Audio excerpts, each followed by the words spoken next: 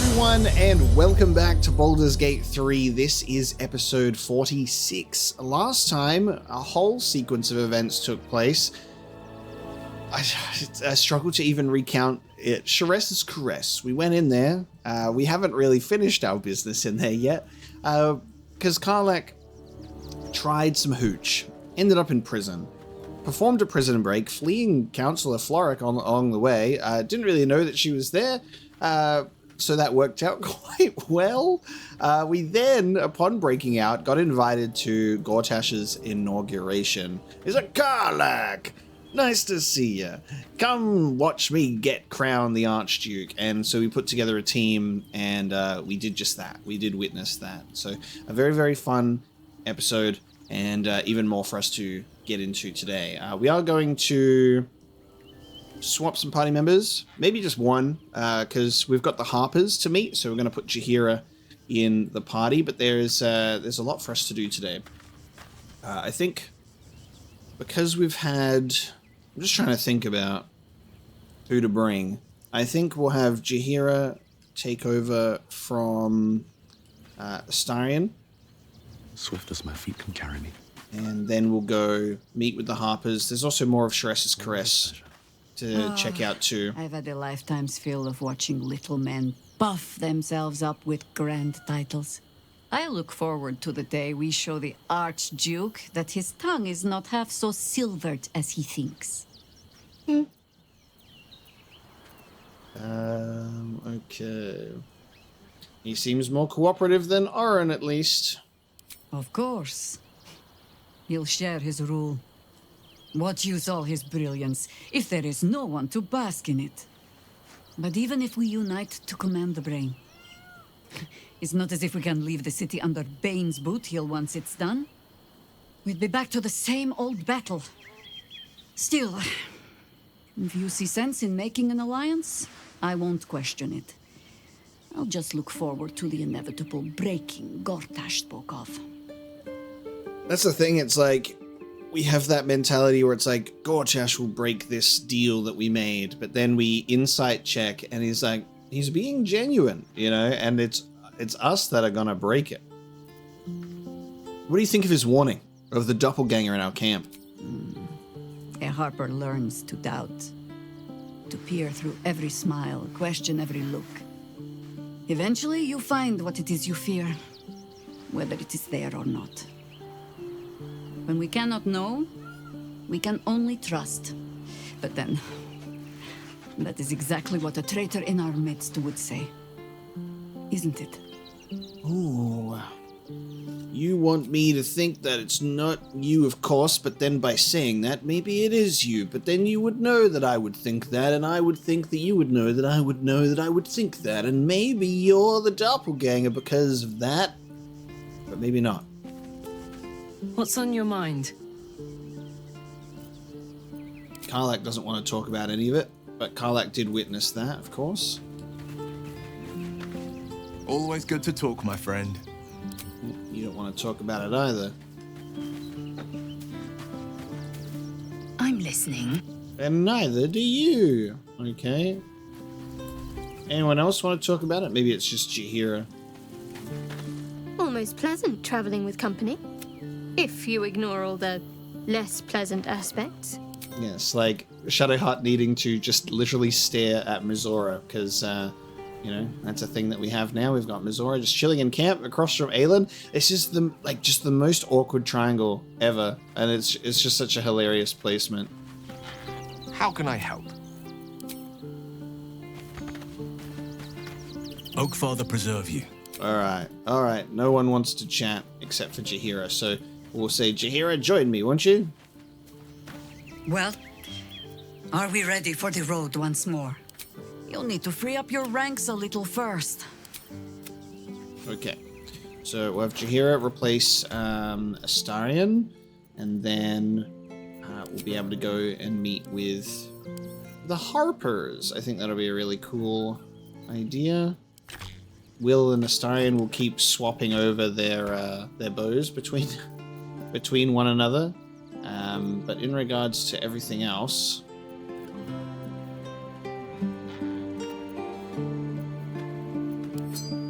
them swap over.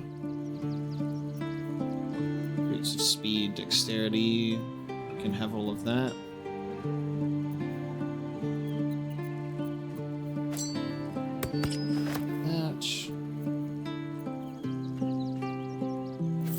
And put that on because why not? Because we do need to speak with the dead. Right.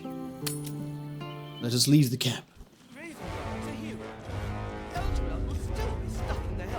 Okay, so Worms Rock Fortress, we're still here. We spoke with Mizora, then we basically camped. So the attendants are all still here. My lady says Cult Army's got no chance. Not with the steel watch at the ready. Not with the steel watch at the ready. Still upstairs, are they? Should have figured. Yeah, they're too busy jerking themselves off, the nobles. All right, we'll leave now. Interesting, because yeah, this is like the crossing, so that will take us further into the city. There's confronting Lord Gortash, which we won't be doing right away. We won't go this way yet. We're going to head back in this direction.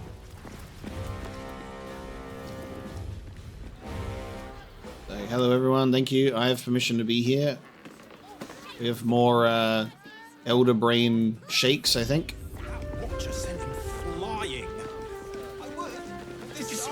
And before we go see the Harpers, I think we should finish our business at Sharess's Caress. We have a job to do. We should finish it. So going into this place, we've spoken with Corilla, we've done Hooch, spoken with these. We overheard their conversation. God, look at that posture. We have spoken with Kira the cat, and we've yet to speak with the Drow twins, our handsome Drow twins. I know my fingering is immaculate, but you can compliment me afterwards. Oh my god. We can dance if you want to. Everybody get up on stage and dance. We've been given permission. A new face? Looking for another chapter of dirty lore for your biography? You have but to ask, and we can grant you a moment of pleasure. Don't be shy. How did you end up here? I used to work as a courtesan back home, and my sister as an artisanal masseuse. But men are treated like dogs by the Underdark's matriarchs, so we fled. We found surfacers craved the body of a drow like a drug. Life is easy in our line of work. Interesting.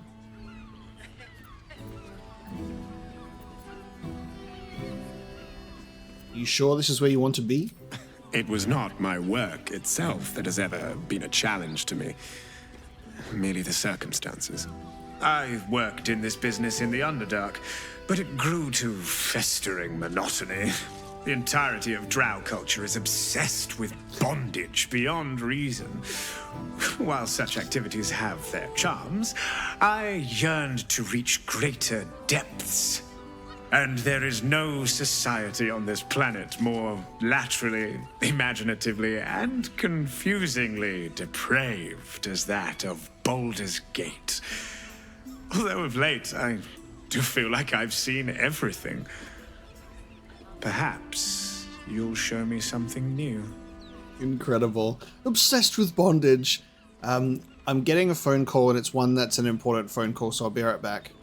Sorry for the disruption there. My air conditioning is broken, so I'm like waiting on calls to get it fixed. So a little bit of a disconnect there, but let's proceed. There is no society on this planet more laterally, imaginatively, and confusingly depraved as that of Baldur's Gate. I love it. It's like they're obsessed with bondage, and I need something more. I want a kiss on the forehead after, you know? Will is not happy with this conversation. Incredible though. So, like, we just want something with a bit more depth. Oh, too much of that bondage, you know? The goddess Leviathan and all that pain and in pleasure sort of thing. Oh my god. This is not for me. Well, if you're truly pleased with the work here, I can't judge you. It is real work, after all. I'd have to restrain myself far more than any play bindings do if I worked in another field. This is a place where I can be myself boundlessly. There are so many who come to me speaking of a fixation that no one else has ever been able to share with them, and never will again. A once-in-a-lifetime moment of passion. Every day. What could be better? Don't you want to try it? Trust me, you don't want to miss my signature Mezzo-Baranzan love trick. A Mezzo-Baranzan love trick. Partner with you. What a gorgeous couple. Perhaps we could come to an agreement. Ooh. We are a pretty gorgeous couple. The scrotum and the devil, they call us. Why are you interested in my partner? This is funny. Beautiful lad, my lady. You two look uncannily alike. Gee, I wonder why. Agreement? What kind of agreement? Let me play playfully dumb. We want both of you, silly, at the same time. A brother and a sister at the same time. Yeah, no. You do your thing, but that's not mine. Yeah. So again, Karlach is like... Karlach didn't even want to do group sex with the druid, the biggest elf in all of Faerun. I don't think Karlach would want to get it on with a brother and a sister. So it's a story about a brother and a sister, and they fuck each other. Spoil sport. Again, if we could do it in a group setting, probably. Are you sure? As the rising sun. But either one of us will be ready for you, if you wish to have us. It's a fun potential opportunity. I can't do it to Karlach, not even in a video game. That's not what I'm about. Karlach wants to do a group thing, it would be fun. But we won't ruin a good thing. Just got a bunch of citizens just hanging around. Alright, I think that that's probably the last thing that we really could have checked out at, in terms of NPCs, but we do have the actual rooms as well, and we have a Raphael to hang out with. I don't think we'll need to bring Astarion this time, because we already did the Orthon, and then we already got the runes translated. So Will could be interesting, talking with devil to devil and Karlach. I don't know if I wonder if Jaheira's cross paths with Raphael in her past too. So we've got what is this one? This is the Nymph's Grotto sign. Probably a bit rude to break in, isn't it? We have Elminster's Library. Moan loudly in the library at all times. Moan loudly in the library at all times. Oh, we should bring Gale to Elminster's Library, shouldn't we? And then the Devil's Den. Devil's Den. This one's just open because this will be where Raphael is. And I think what we learned from our murder investigation is the dead person in Frago's Flophouse works here too. Journey to the Underdark. Journey to the Underdark. Okay, so this will be the Drow twins room. You've got the Raphael's room. You've got the Druid's room, and then I think the can't remember the name of her, but Frego's Flophouse Dead Person, I think, is Elminster's library. Should we... Maybe we might miss out on the opportunity for a Drow Twins encounter. But we won't miss out on an opportunity to see what's inside of their room now, will we? I don't know how I feel about getting it on with a brother and a sister. It just feels very strange. Very cool Underdark theme. The Underdark pleasures. Is there anything in here? There's a toad teapot. It's in the shabby wardrobe. Nice bed. Actually, like, not much in here. Yeah, I was wondering if there was going to be, like, documents or something. We're conducting an investigation. We're hearing a bunch of, roaming dialogue. It'd be nice if you could, like, lock a door behind you. Be like, lock door. I was never here. Alright, let's get Gale in the party for Elminster's library. I really want to know what he'll say about it. Surely he'll say something, right? Our wizard.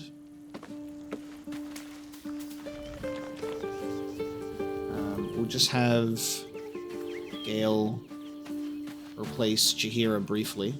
What's on your mind? I'd be delighted. Wonderful. Wonderful. We'll make sure they have Jaheira for the Harpers. All right, you want to take a look at this, Gale, while we're also conducting a murder investigation. This could be fun.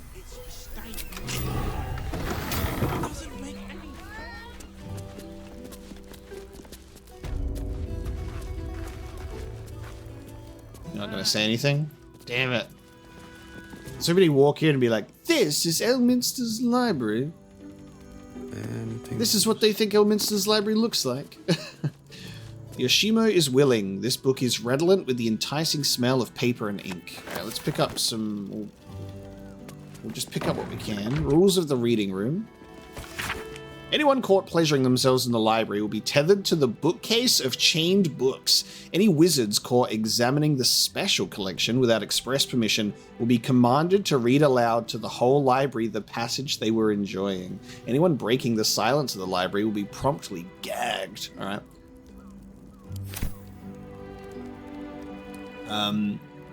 What do you reckon the special collection is? There's stacks of scrolls. I don't see any chained books. Should we explore as Gale? Should we have Gale look around and see if anything triggers for a wizard specifically? The quarter sooner. Is that... God, I can't say it. It's in my head, but...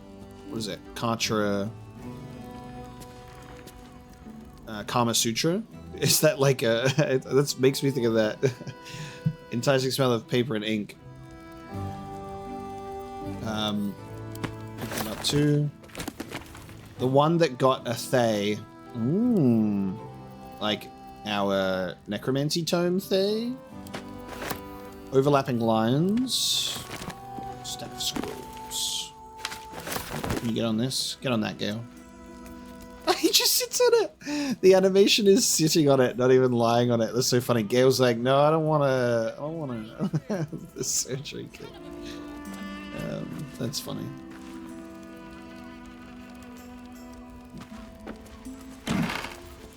Ooh, strapped choker leather ensemble, black flare leather outfit, and green flare leather outfit. So tight. A minimalist leather binding getup that clings to the skin and creaks just the slightest bit when you move. Gale, put it on. Put it on, Gale. Oh, no. What to do? All right, let's. Where's mine? I'll have this one. Karlak's like, guys, what are you doing? What are you guys doing? The boys are getting strange again. There you go. Wonderful. The boys are getting strange. Quick, get in the bathtub. What path lies before me? Scroll of Fly. Born to be Wild. I love what these books insinuate. And we're going to read them all. The Butler's Cane has a knob on the end, but what kind of knob? I'm not finding any... Oh, there we go.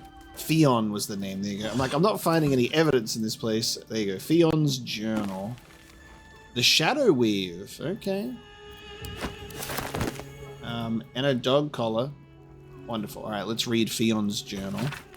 He's getting worse. The whispers, the night terrors, the blood. I know he's hiding something, and the others in the flop house know it too. I've seen how they look at him, how they look at me. They're scared of him, and I can't blame them. I am too.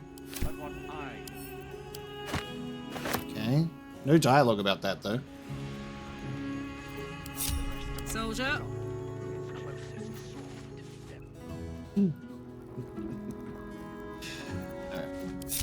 Never a dull. Interesting. Okay, so Fionn's journal doesn't actually give an update to the quest line. Surprisingly. I wonder why. Okay. Put your clothes back on. Alright. Now, I'm going to read these books because they seem very important. A revisionist sensation novella with a blurb. In this alternate history sex adventure, the one and only Yoshimo does not betray the Balspawn. In fact, he does almost anything the Balspawn asks for very readily.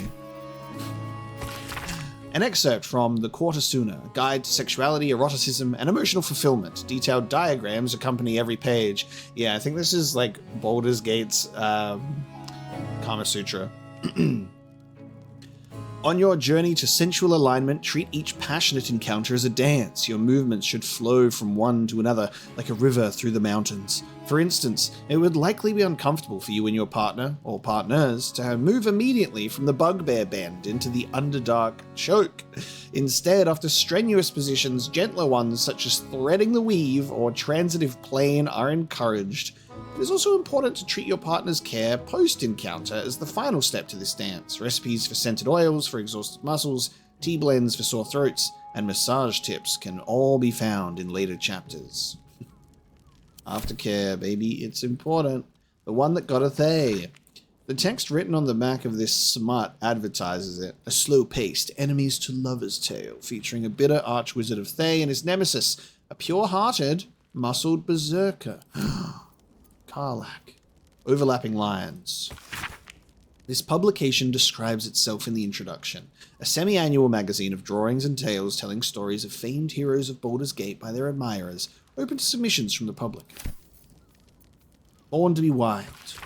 This unlicensed and certainly libellous pamphlet describes its contents. In this magical adventure, the one and only Elminster explains the inaccuracies to Volo of his accounts of mating rituals of the Feywild, with very graphic demonstrations. Do you think Elminster and Volo explored each other's bodies? What do you think about that, Gale? And the Butler's Cane has a knob on the end. This comedy of errors centers around the butler, Vincent Raspington, who, though he is a silly dragonborn with stiff manners and a generally baffled attitude to the goings-on of fine fair ladies and their gentlemen, ends up going arse over tea kettle into extremely erotic situations with the local nobility. Needless to say, he's unprepared for it. There's a particularly good sequence in which Vincent, a 7-foot-tall dragonborn, must pretend to be a shy little gnome named Missy Wimplesnatch during a banquet. Go forth, nah, hee hee, ho hum, etc. And the Shadow Weave. A cautious treatise on the power of the Shadow Weave. The author talks about the formation of the Shadow Weave as a counterpart to Mistra's Weave. The Shadow version is in some ways more potent as a source of magic, but it's also unreliable and volatile. Shah, Mistress of Shadow, has a much more fickle nature than Mistra, and according to the author, this manifests as a seemingly fraught and dangerous position as a vigilant. Dangerous to those who tap into her front of arcane excess, that is. Now that doesn't seem sexy at all. If you read something like this as Gale, would he say something about it? Gale, look, you read that. What do you reckon? And he says, whoa. He says, whoa. Okay. I guess not, but that's okay. I don't need to talk about everything, only the things that make sense, which would be that, but that's okay. We'll sell the Shadow Weave. And we'll make a nice little buck on it.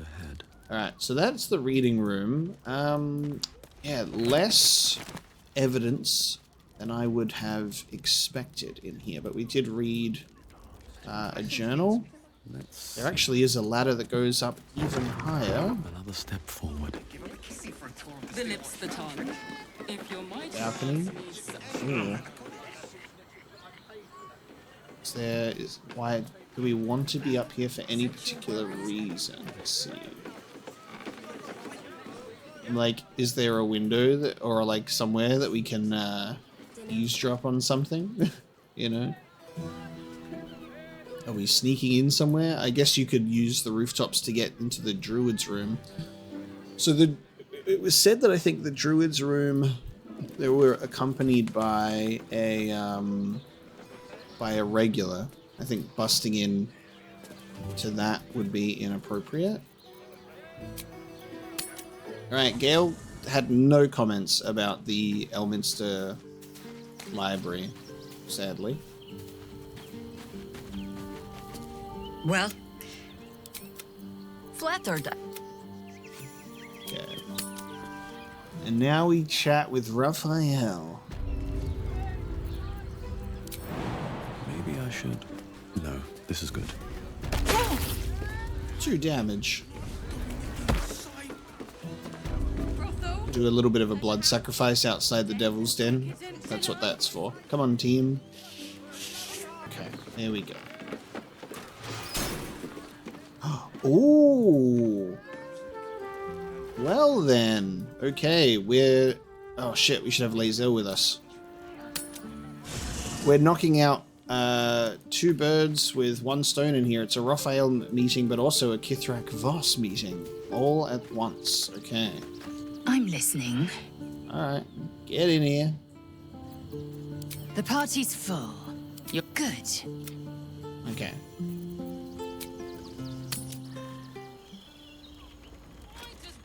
If you had any bargain, Here we go. float it off into the astral plane. You're out of luck. I will pay any toll, serve any foul whim. Name the price. Damn. Is there anything duller than a loyal dog? I much prefer a cat. Meow. I thought this would have automatically engaged in dialogue, but I guess not. So this is Raphael's Devil's Den, huh? You must hear me, devil. I will do whatever it takes. Give you anything you ask. There is only one thing in this world that I desire. You do not have it, and you never will. The Kithrak? What deal would he make with this devil? You must help me, Raphael. For the sake of my people. Hush now, Voss. These guests may not know it yet, but they want the same thing that you do.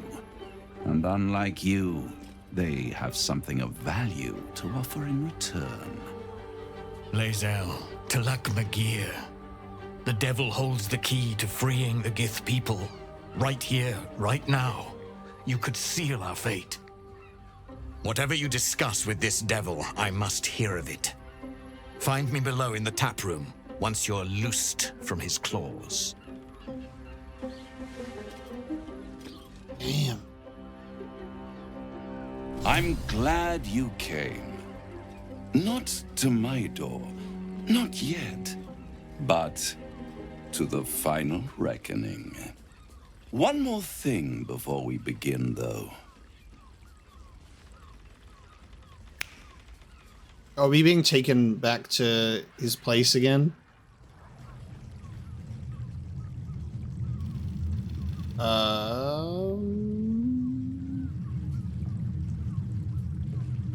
For the first time since the Nautiloid, your mind is clear. Oh, whoa. It's unsettling. Oh man, he's just we're being tempted. I thought we were gonna get taken to his place again, and this was just like a little ruse of a devil's den. Now, is this our opportunity to flirt with the devil in Sharesa's caress and bed him for a deal instead?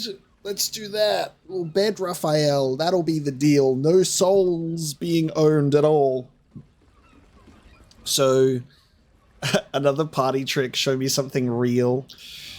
So he's just temporarily shut out the tadpole with his devil magic. That was really well done, where it's like you feel like everything has kind of like shifted around you and you're like, whoa, I can actually think clearly.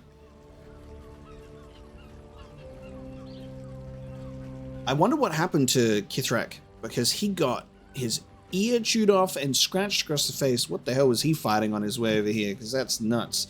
And he's pleading and begging with Raphael to save the Gith people.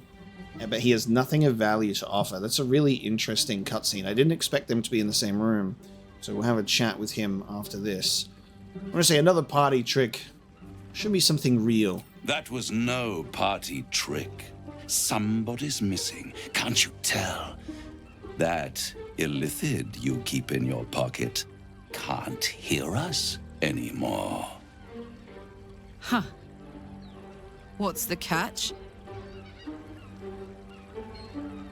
So, not the tadpole in our head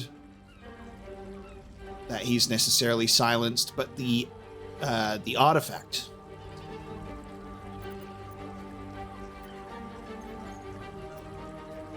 This music is so good. Clever. But when we first met, you promised me a cure. This isn't a cure. I'd ask you to be patient, but you've been patient enough. Now is the time to speak plain. I'll admit, you've impressed me. I wasn't sure you'd make it this far, but no matter how far you come, you're still on the road to ruin. A road that leads directly to a confrontation with the Elder Brain. At best, it will kill you and everyone else in this city. At worst, it will assimilate you, and you won't have enough free will left to even wish you were dead. You have the key to destroying it in the palm of your hand, though. Yes. Oh, interesting. The Astral Prism, which also contains the Emperor and Orpheus.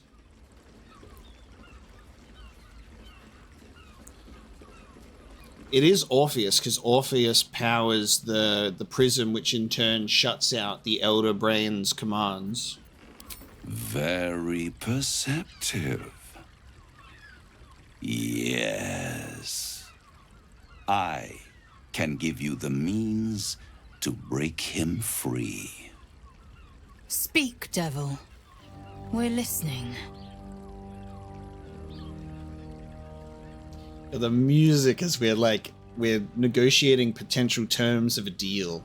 I can break Orpheus out. I just have to smack a few red rocks and then I'll carry him on my gnomish back out of there. Orpheus's guards tried to kill me. He's dangerous. To illithids, yes. But despite your reckless embrace of the parasite and recent mutations, you're no mind flayer. Not yet. Orpheus would gladly execute the Emperor. But to you, he will be a friend. After all, you're at war with an Elder Brain.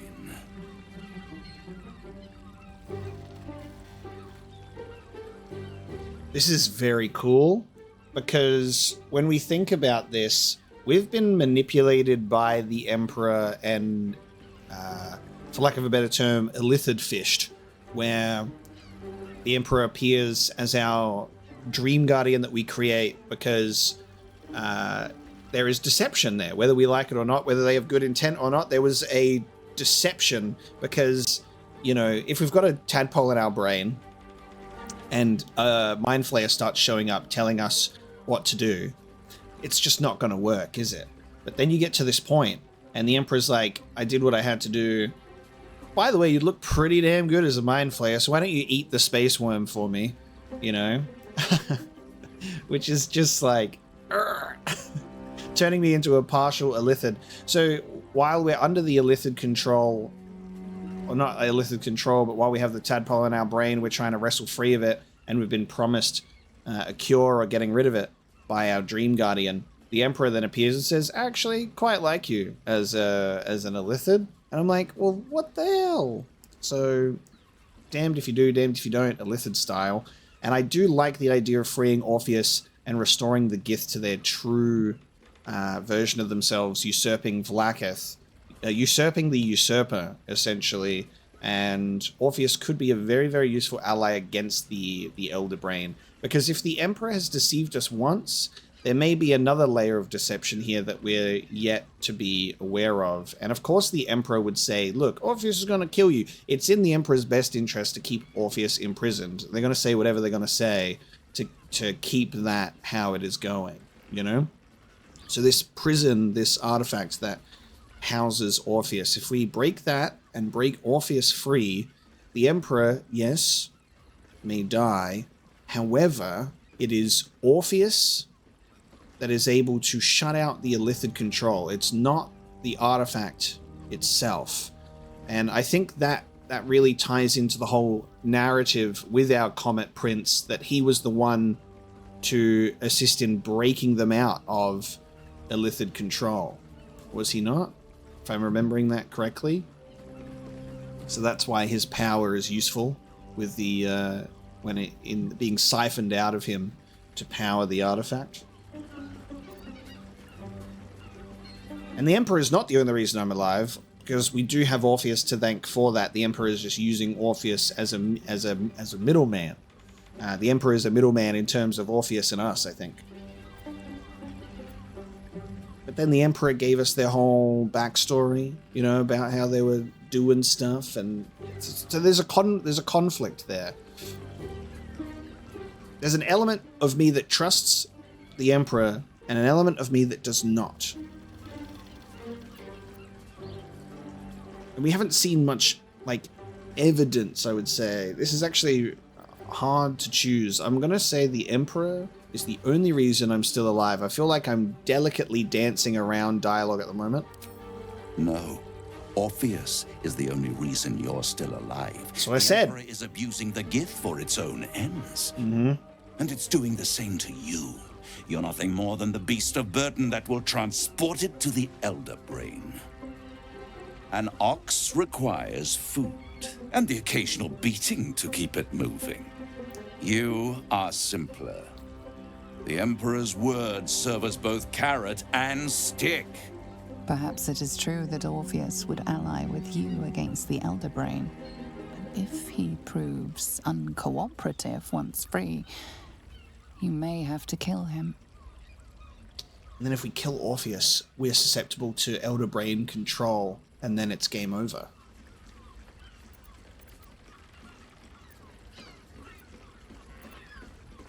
I think we could convince him, because if we want to think about this on a level, oh, I don't know, man. It's like, I'm like, surely the game wouldn't do that, but then I'm like, I mean, it could. Like, that's why I was scared to bring Gale to Moonrise, because I'm like, what if we go there and Gale goes, perfect, you've brought me exactly where I need to be. Boom! And then he's gone. You know what I mean? And I was like, no, you stay home, little prince. I'll handle this. You know, I'm scared of...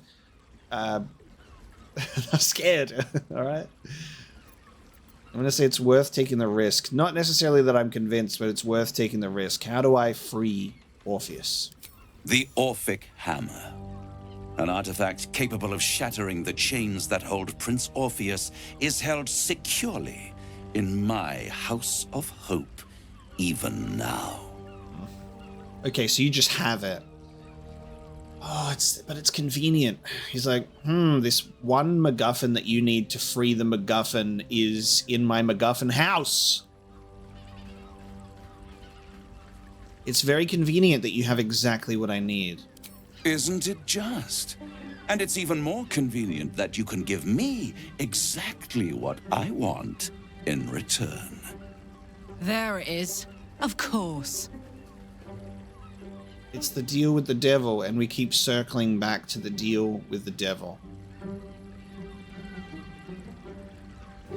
Just tell me what you want. I want the crown that dominates the Elder Brain. And you, Lae'zel of Kalir, want to free the Forgotten Prince, do you not? I want nothing more. Then it is settled, is it not? A crown for a hammer. A bargain of a lifetime, Lae'zel of Kalir. Lae'zel of Kalir. Okay, so Raphael wants the crown of Karsus, which is powerful shit. But also, specifically the crown, not necessarily the netherstones that we also have that can control the crown. So we hold on to that little slither of information. Don't let him know. But a devil with the crown of Karsus? What exactly is the crown? Power. Ancient and full of wonder. I have craved it ever since the arch-wizard Karsus created it, long centuries ago, and brought doom to the Empire of Netheril.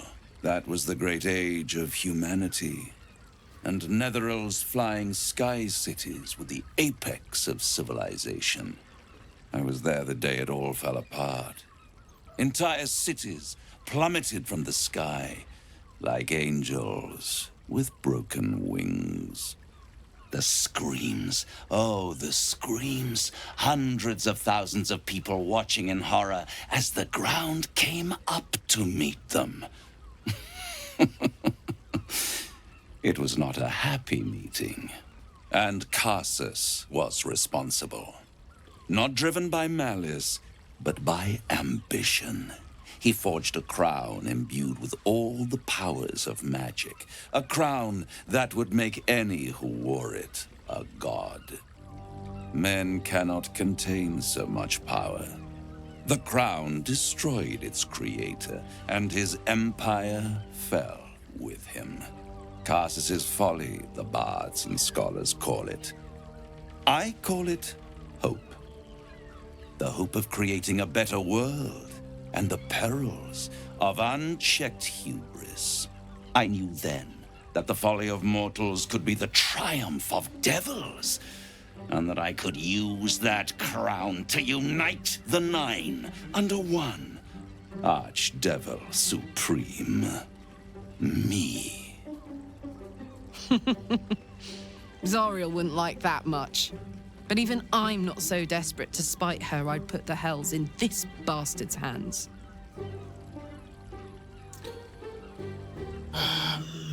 The Wizard of Waterdeep. I'm listening to him talk about the crown. I didn't know that he was after the crown, and now I'm like, Gale would have been great to just continue to have in the party, because Will hasn't said anything yet. If I had Gale, he'd go, Karsus's folly. I remember it well. Fuck. This is such a conversation.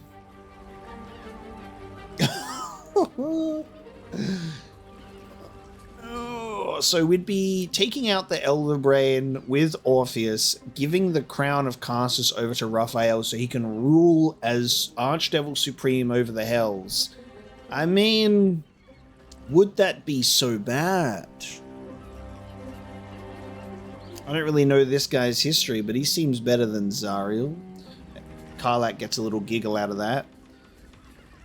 This is one hell of a bargain. So it's not our souls, it is, here's this crown. And the thing is, if we were to defeat the Elder Brain, we'd have our hands on this crown.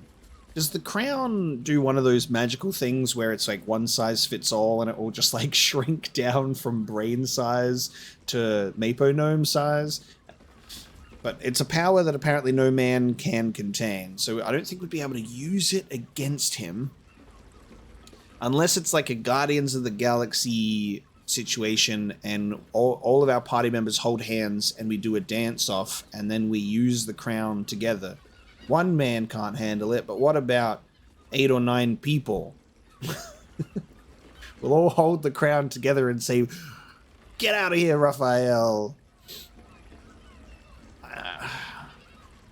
I mean, we've had... The thing is, like, Mizora comes up with loophole and loophole. Well, not even loophole, but just like rules upon rules upon rules of her contract with Will, and we finally got him out of it. And then we're not necessarily putting us in a contract, you know, where our souls are bound, but it's, you get me this crown. And that's heavy. I know I'm yapping a lot, but this feels very, very significant, and so there's a huge amount of thought process that needs to take place here. I don't just like blindly picking my choices. I'm conflicted. I don't really know Raphael enough to give these opinions. He's been quite nice to us, but he is buttering us up because he knows that we're capable. At least now he knows we're capable. He's surprised that we got here. I love the history about Karsus's folly, or Karsus's hope, as Raphael calls it. I'd love to experience that story. Why didn't you take the crown there and then? The archdevil Mephistopheles snatched up the crown and squirreled it away in one of his vaults. He is not more than a frigid archivist. So much power and potential kept inert. He made a miracle into a museum piece. I raged. But only for a decade or so.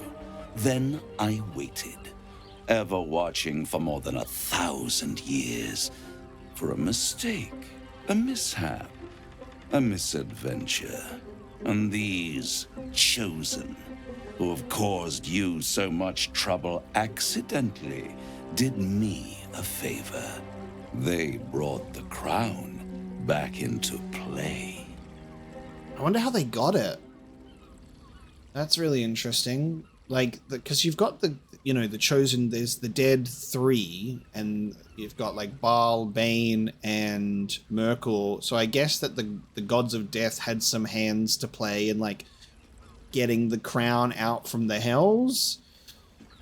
But, specifically, I wonder how they were able to wrestle it from Mephistopheles, and how, if he's even aware of that.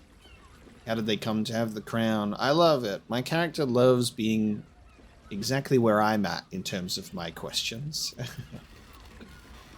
And I love the concept of, immortals talking about time, because time is nothing to them, when they're just like, I raged just for like a decade, small amount of time, and then I waited for 1,000 years. And how did they come to have the crown? Through the aid of a diabolist, somebody capable of opening a portal to the hells, deep in the hells. They must have raided Mephistopheles' vault. Impressive, I must admit. But they'll be dead soon. If you don't kill them, the Elder Brain will. It doesn't have feelings in the way you'd understand them. But it seems rather angry. It is inevitable. When you destroy the brain, and you will because you must, the crown will be yours for the taking. And when that moment comes, you give the crown to me. In exchange, I give you the hammer now. A simple transaction, it seems, but it's more than that. He's offering you an alternative to the mind flayer in your head. Take Raphael's deal and you could free Orpheus. With Orpheus free, you would have no need to rely on the Emperor. But there's no guarantee that Orpheus would be on your side. And if you take the deal, you'll have to fulfill it. You'll have to deliver the crown of Karsus to the devil himself. He claims his ambition is to unite the hells, but can he be trusted to stop there? Do you trust him more than you trust the Emperor? Skvar! We should do as the devil asks. The Prince of the Comet must rise again. Man, this is This is so cool. I love the narrator so much because it feels so immersive that you're actually at the table in the D&D setting. You know, they're talking about it and the narrator is going, this is what's happening. And it feels so good. And it's, we've spent the whole game being like, ain't no one trusting no devil and doing anything like that. We don't even know where Mole is, by the way. And Mole was, you know, talking with Raphael about a potential devil deal.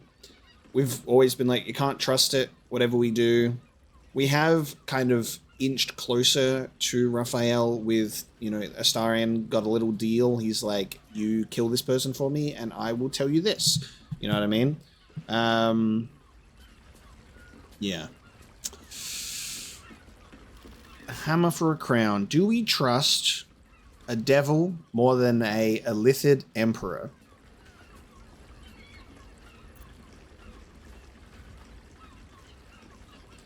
And this is again the thing, the Netherstones, right? He's asking for the crown. He's not asking for the Netherstones, and the Netherstones are able to control the crown. And if I'm kind of holding on to that little bit of leverage. Like, this is like a monkey's paw when you wish for something. You have to be specific in your wording. He's asking for the crown, not the crown and the Netherstones. So if we give him the crown, there may be some leeway with the Netherstones. That's what I'm thinking about. And something that's very curious is, like, I want to pick more dialogue options, like, do this. And I'm kind of hoping that this doesn't... Because there's the no deal, then there's I'll do this, and being like, I'd rather do this, and then I agree. And I would rather destroy the crown than risk it falling into the wrong hands again, but then there's just so many variables. Because, like, when we destroy... If we were to destroy the Elder Brain, what happens to our Ceramorphosis? What happens to the illithid in our head? Orpheus is able to, through the power of the artifact at the moment, able to shut that out, and our Ceramorphosis is paused. But is it too late for us? You know, is Orpheus able to perform magical surgical extraction? Can Raphael help with that? We're trying to avoid turning into mind flayers, and I know that that's looking mighty improbable for me right now. I'd rather destroy the crown than risk it falling into the wrong hands again. How short-sighted. Much better to put it into the right hands. Hands that will ensure it is removed from this world. And it's the only way you can ensure that you remain part of this world. It's the only way you can ensure that you remain part of this world. So I guess that there is an element to this exchange with freeing Orpheus, with defeating the Elder Brain, handing the crown over to Raphael, that the illithids in our brain will no longer be of consequence. Because I guess with the Elder Brain out of the picture, the grand design on big old paws, Orpheus might be able to kind of permanently help us out with the illithid issue of our brains. Fuck. And Lae'zel really wants to do it too. I'm agreeing to the deal. And I'm so scared to do so. I agree to the deal. Where do I sign? And let me read over all the terms and conditions. What? You can't be serious. Right here. You'll find everything is in order.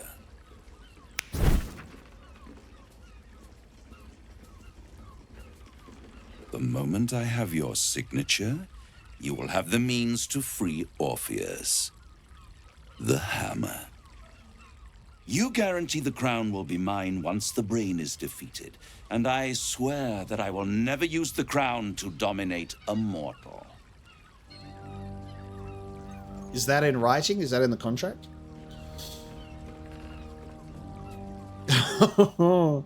Every time that contract pops up, when Mizora popped hers up as well, the big title, it reads like Nosferatu to me whenever I read that. Where's my investigation or insight check to, like, read over the whole document? You know what I mean? Karlak's not too happy. And that understandably so. What happens if I don't give you the crown when the time comes? Saying that is so silly. Well, the contract will be null and void. And as it says here in subsection 666A, I'll burn you alive for an eternity. Oh my god. I will come to collect. If you refuse to give me the crown, I collect your souls instead. And then we all gather in the House of Hope. Me dressed in my finest silks, you skinless, hanging from a hook to watch as your world dies. Ugh, shivers. I've broken my way out of one contract. Could I do it again? Netherstones, baby. Remember the Netherstones. I got big stones, and you haven't asked for them. I do wish that there was like at this point, an investigation, insight, whatever check that there is to actually read the full wording of the contract and understand it. I wish for that, but it's not here. Can we get Shadowheart to divine intervention break a devil's contract? We've got like the Deus Ex Machina of like the devil giving us the single thing that we need to achieve this. And then we'll have Shadowheart with her own Deus Ex Machina of divine intervention being like, help. Oh, I picked the two worst people to have in my party to watch me sign a contract with a devil, which is fucking hilarious. Perfect. One more rhyme, for old time's sake. The master was slain within his own house. They dined on him both, the cat and the mouse. The hammer is yours. You will find yourself in Orpheus's presence before the end comes. When you do, shatter the chains that hold him. Be sure to keep the hammer safe until then. Your survival depends on it. And I'll keep your contract safe in my House of Hope. I'll be seeing you, and when I do, we dine. The ink has barely dried, yet you feel a growing disquiet at what exactly you just signed. Perhaps a diabolist can offer some comfort, or a way out. For a devil's bargain is a hard one to break.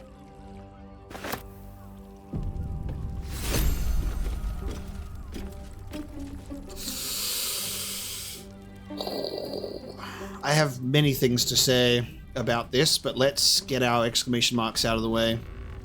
And here I thought you had half a brain. How wrong I was. You signed a deal with Raphael.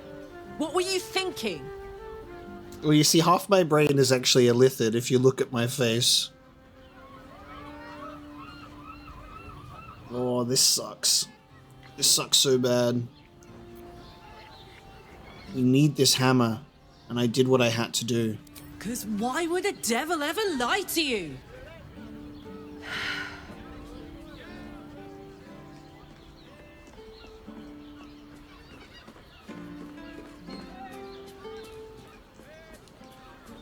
Well, hold on. Raphael doesn't have my soul. If I abide by the contract, I owe him nothing. What if you change your mind about giving him the crown?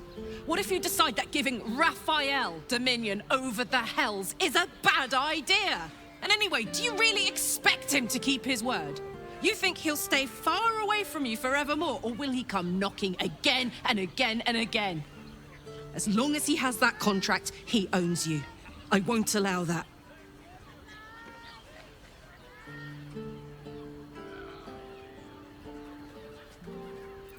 What do you want to do about it? We're getting that contract back. You heard him, right? It's in his God's awful House of Hope. We need to find a way in.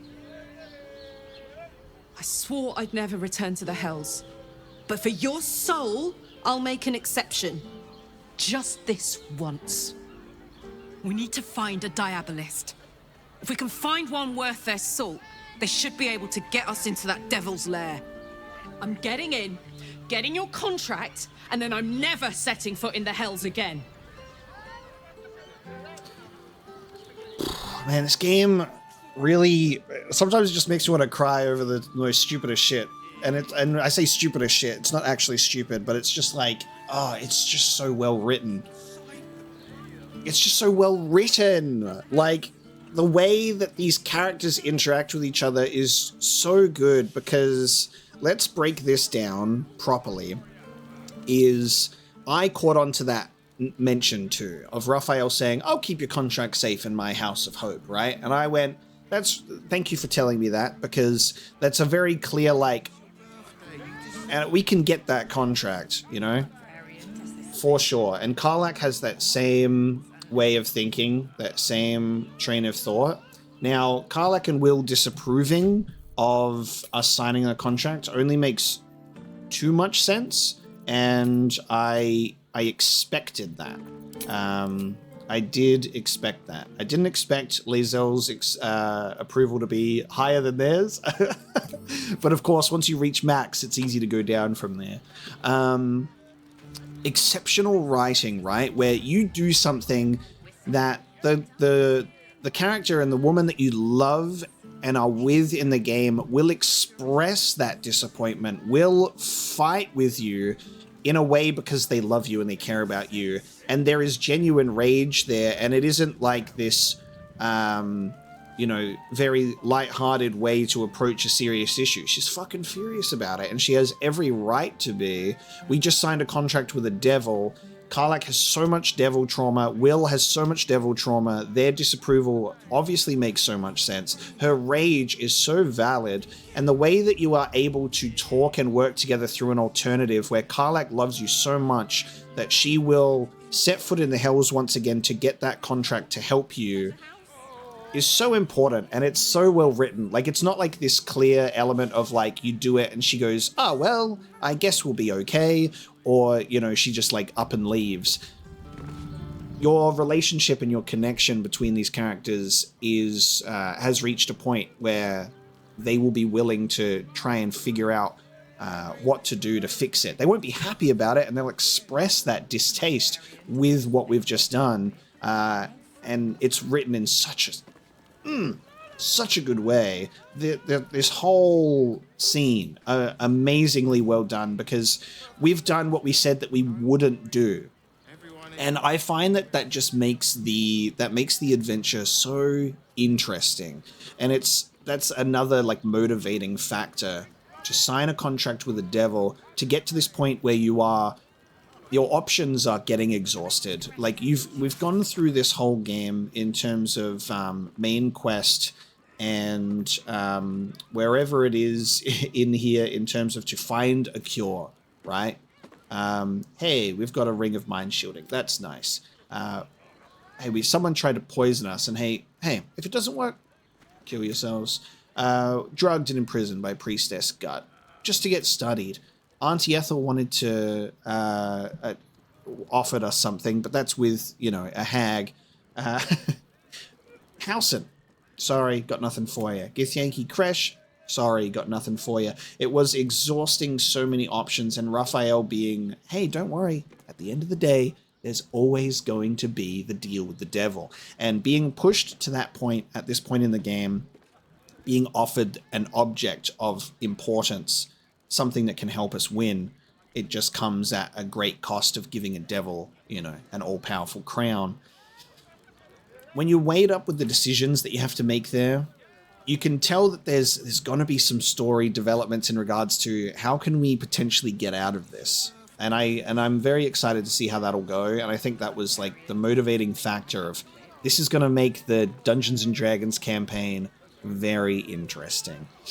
And it's scary to do so. Again, when you're running through a game where you're committing to the story decisions that you make, there is a terrifying element of I gotta stick to my guns, and it's fun too. It really, really is fun. But wish that I maybe brought Gale instead of Will to that meeting for Carsus-related stuff. We'll go back to camp now, and we'll talk about it. I think. Just needed to take a moment just to be like, I love when it's written in a way that makes so much sense. The characters don't just gloss over this stuff. It really affects all of them entirely. I'd sooner have imagined shattering a planet with my bare fist than taking a deal with a devil. But we shouldn't regret the bargain, not for one instant. Raphael can have his crown, if it means breaking Prince Orpheus free. Lae'zel's character development is nuts, and I love it.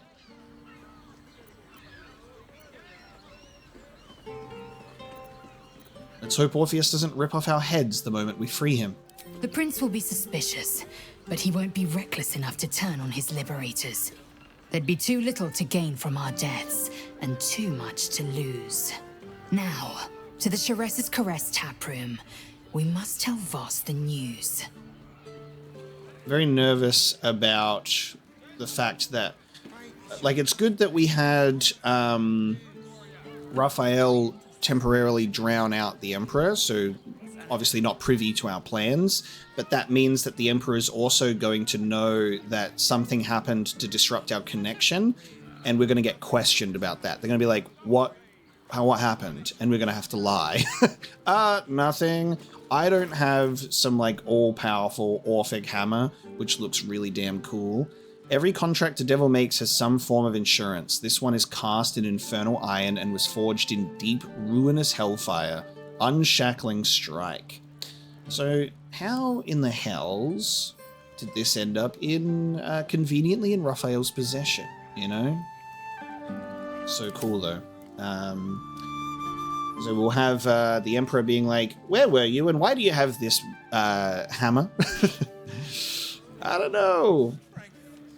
So yeah, that'll definitely be an interesting plot point to pursue. But hopefully Orpheus is friendly. What's on your mind? I'm listening. What about Will? As glad as I am to have the hammer, I'm not so sure a devil's deal was the way to go here. I hope you know what you're doing would be the trite thing to say here, but it suits the occasion. Yeah. And I totally get it too, you know? Destiny waits in the wings. Find the brain, destroy it, and seize that crown. I love how he sounds so deliciously evil when talking about it, which is just so funny. Okay. So deal with the devil is our personal quest, which is escape the deal and fulfill the deal. We've signed an infernal contract with Raphael. He's given us the Orphic hammer, and in exchange, we've agreed to give him the crown of Karsus. We signed Raphael's deal, but are having second thoughts about giving the ultra-powerful crown of Karsus to a devil. Raphael is smart, but perhaps he can be outsmarted. If we could get into the House of Hope and destroy our contract, that would void the deal. It would also anger a devil, and when we talk about the whole thing of, hey, the devil will come back again and again and again, potentially, you know, with this deal, in the way that Mizora does with Will, I think that this would be, you know, a guarantee that Raphael would never leave us alone. But if we fulfill the deal, we give him the crown of Karsus. But first we must get hold of the relic. So the next opportunity to enter the Astral Prism and free Orpheus, we wait for that. And we should tell Voss in the tap room. Ah, man. That's a friendly looking shadow. Raphael has a diary. Okay. I'm like, what do you have on you? This book is redolent with the enticing smell of paper and ink. Raphael's Diary, chapter 1, 2, and 3. Ooh. I can think what I please. Using a 5-fingered discard. Wonder if the gods are watching me. Light on my finger. Run away, everyone. There you are. I thought I lost you. Something was blocking me from hearing your thoughts. Mm-hmm. And there you go. And I did say, like, immediately, they're going to be like, hey, I was tracking your location 24/7 and I lost you for a moment. Where were you? What were you doing? Tell me everything. Like, we have that crazy Emperor Stalker in our head. What's happening?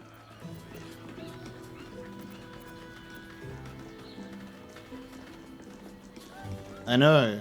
I was worried. Me too. It's concerning that something could come between us like that.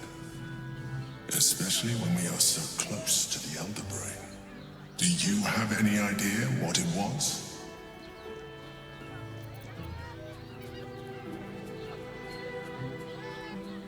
It was the Elder Brain. It was trying to take hold of me.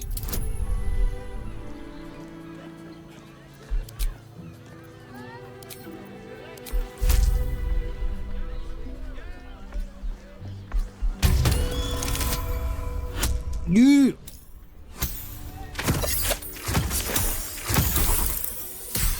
This fucking game and getting the double rolls on an advantage. Roll again. Do I want advantage or 1d8? I can't have both, can I? Because it's concentration. Can I have both? No. Oh my god. You're gonna roll a 9 twice. Alright, come on. I have inspiration to burn and I'm burning it. Oh, critical success.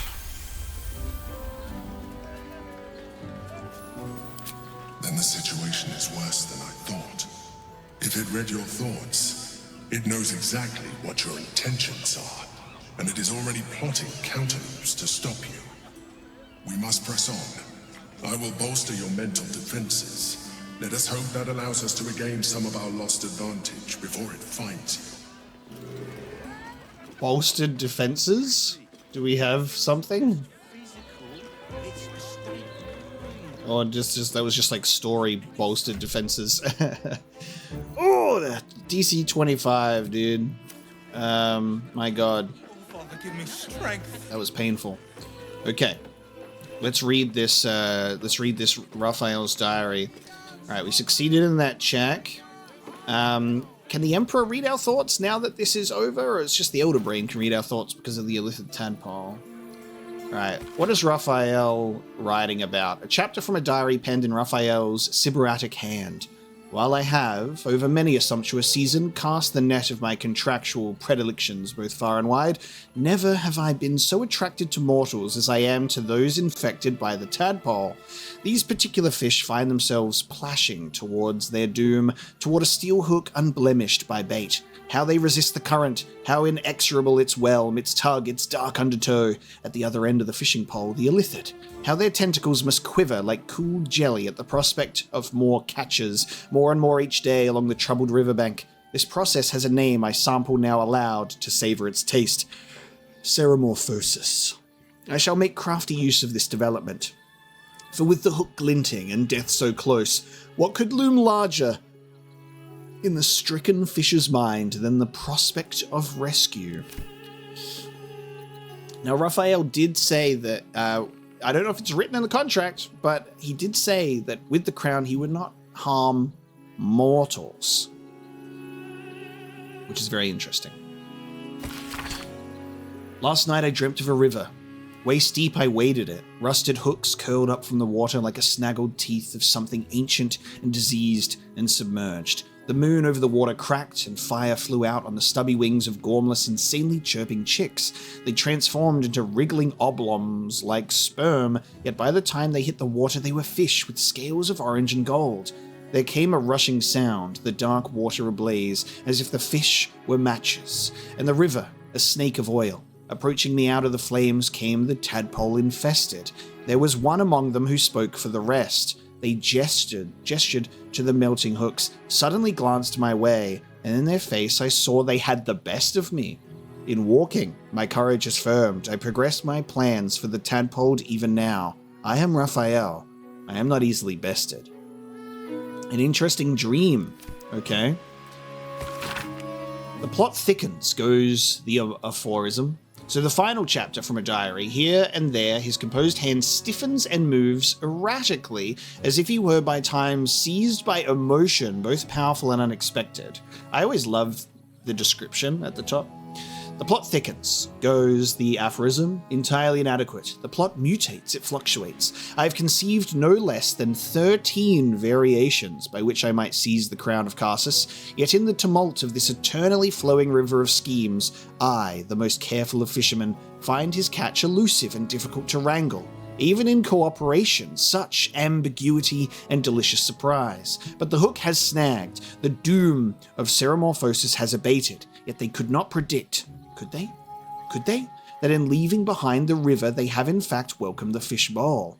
I am master here, a prince of bargains, cloaked in cunning like scarlet satin, all that hidden under sublimely obvious truths that cannot be discounted. So the fisherman reels, the tadpoled are my catch, struggle as they might, writhe as they wish, flop and squirm, and thresh with every ounce of strength, no matter. By all the reeking flames of hell, I will not be denied. And I'm going to sell these diaries to a unassuming trader for 14 gold pieces each, or less, depending on my persuasion with them. Devilish diaries, red, goddamn. I don't know about the Nymph's Grotto sign. It feels a room unexplored, and it could contain wonders, but maybe we'll put a pin in it and we'll come back later. Okay, so Voss is here. We'll talk to Voss now, and then we go back to camp. Yes. I have something to ask. Voss, friend to the comet. Lae'zel of Kalir, warrior of warriors. Tell me you took the devil's deal. Tell me you will free Gith's heir.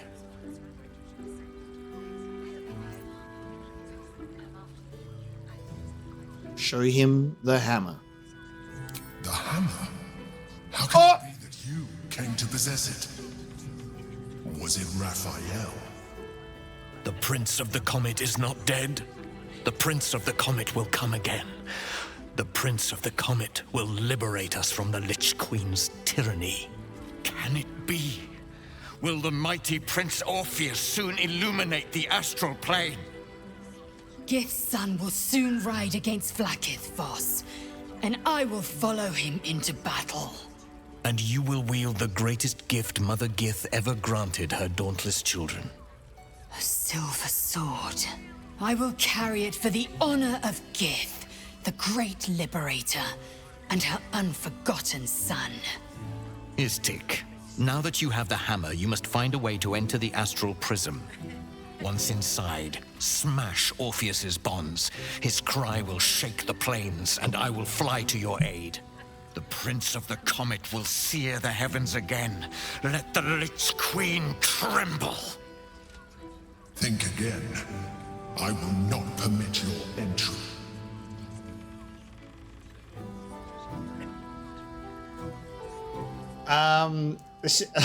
Okay.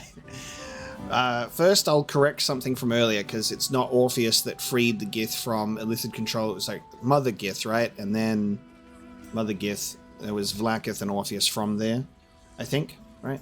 There's just so much swirling around in this illithid brain of mine. And then, right, you know, we have that temporary moment of the Emperor not knowing what we're doing, but then we're literally talking with Kithrak and talking with Lae'zel about the hammer and freeing Orpheus, that it's like, well, now the Emperor is immediately going to be like, well, wait a minute. So showing the hammer, oh man, and it makes me think that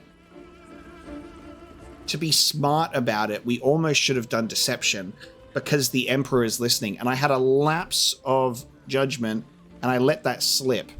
And that's realistic roleplay, baby. I forgot for a brief moment there.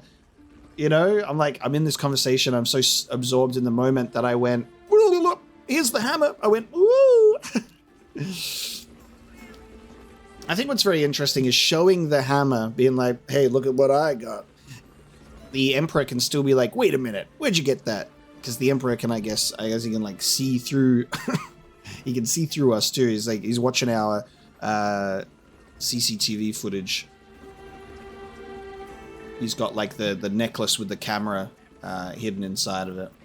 And now we're talking about the plan, and the Emperor like, wait, Raphael?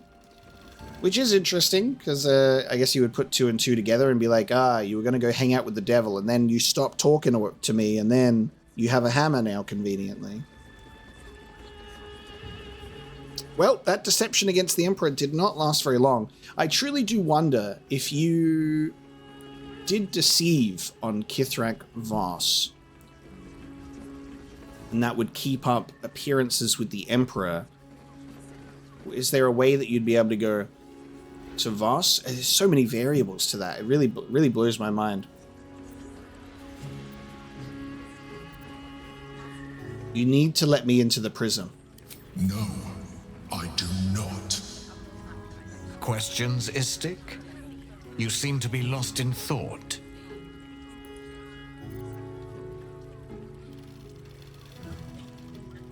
Getting into the astral prison will be complicated, and Orpheus sensed the tadpole before, and his guard attacked. Won't he attack if we free him?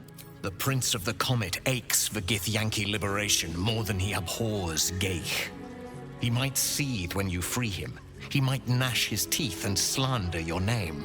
But he will see reason. I promise you. Getting into the astral prison will be complicated. Yes. But you will meet this challenge, as you've met so many others.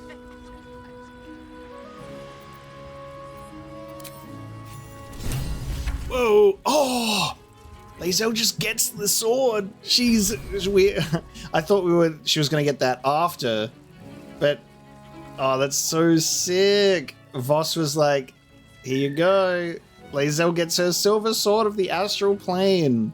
When wielded by a Githyanki, this weapon deals an additional 1d6 psychic damage, and a Githyanki holding this weapon has advantage on intelligence, wisdom, and charisma saving throws, resistance to psychic damage, and cannot be charmed. The fervor with which the Githyanki expresses devotion to their queen is admirable to some, disquieting to others. When confronted with the fallibility of the divine, since no one is wholly perfect, who knows what reaction such folk might evince. Incredible. We showed Voss the Orphic hammer, and he gave us a powerful silver sword, the highest grade of weapon in Githyanki custom. He left to prepare for the revolution that will follow Orpheus's deliverance. Well, I think it's better to have him on our side in that way and have preparations in place than to deceive him and go to the Emperor unawares. We'll find a way into that prison. Since I was old enough to hold a blade, I've dreamt of wielding a silver sword.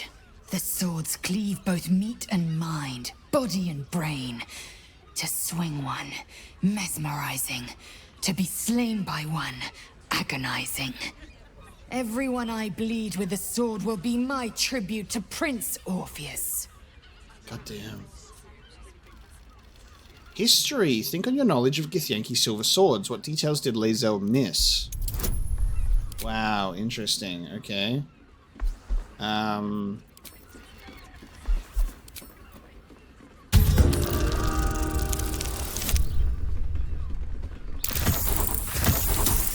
This game hates me. I want to know! Thank you.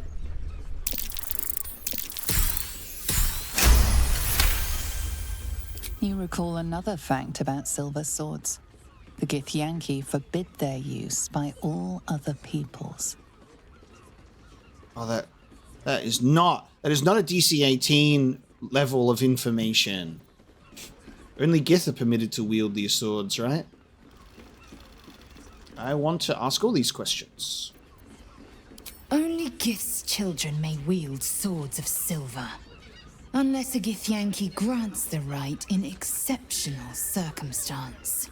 The Illithid Grand Design nears. The true heir is shackled.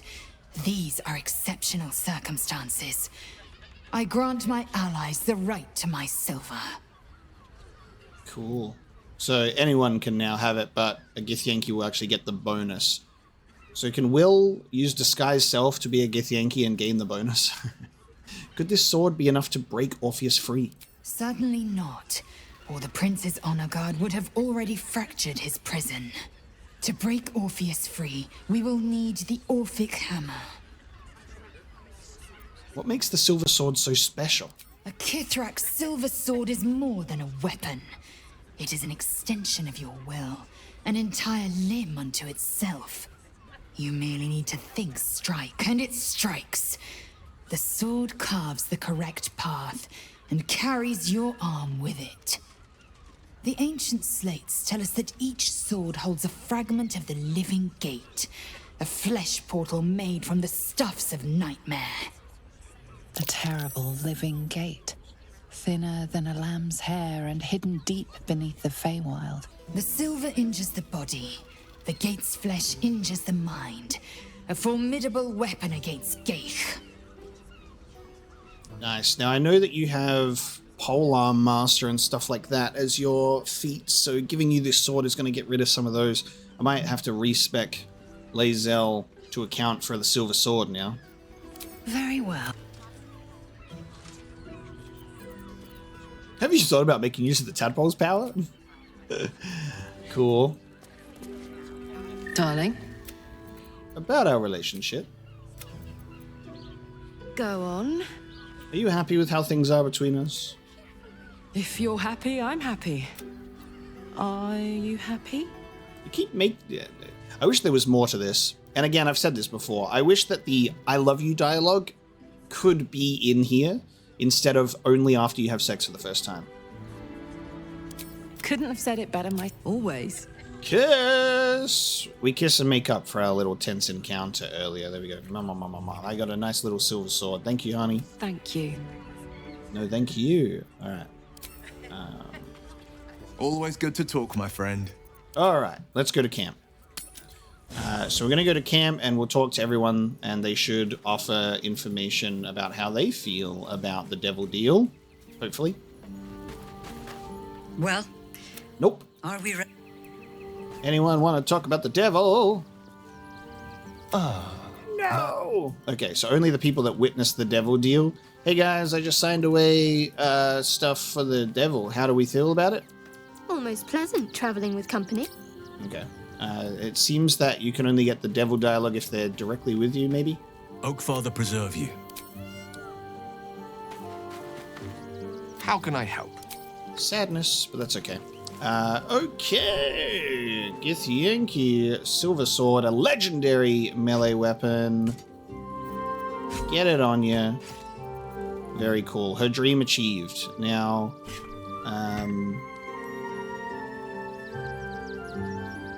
putting her in the full Lae'zel, Githyanki gear is also appropriate visually, but then, there's some really cool moves.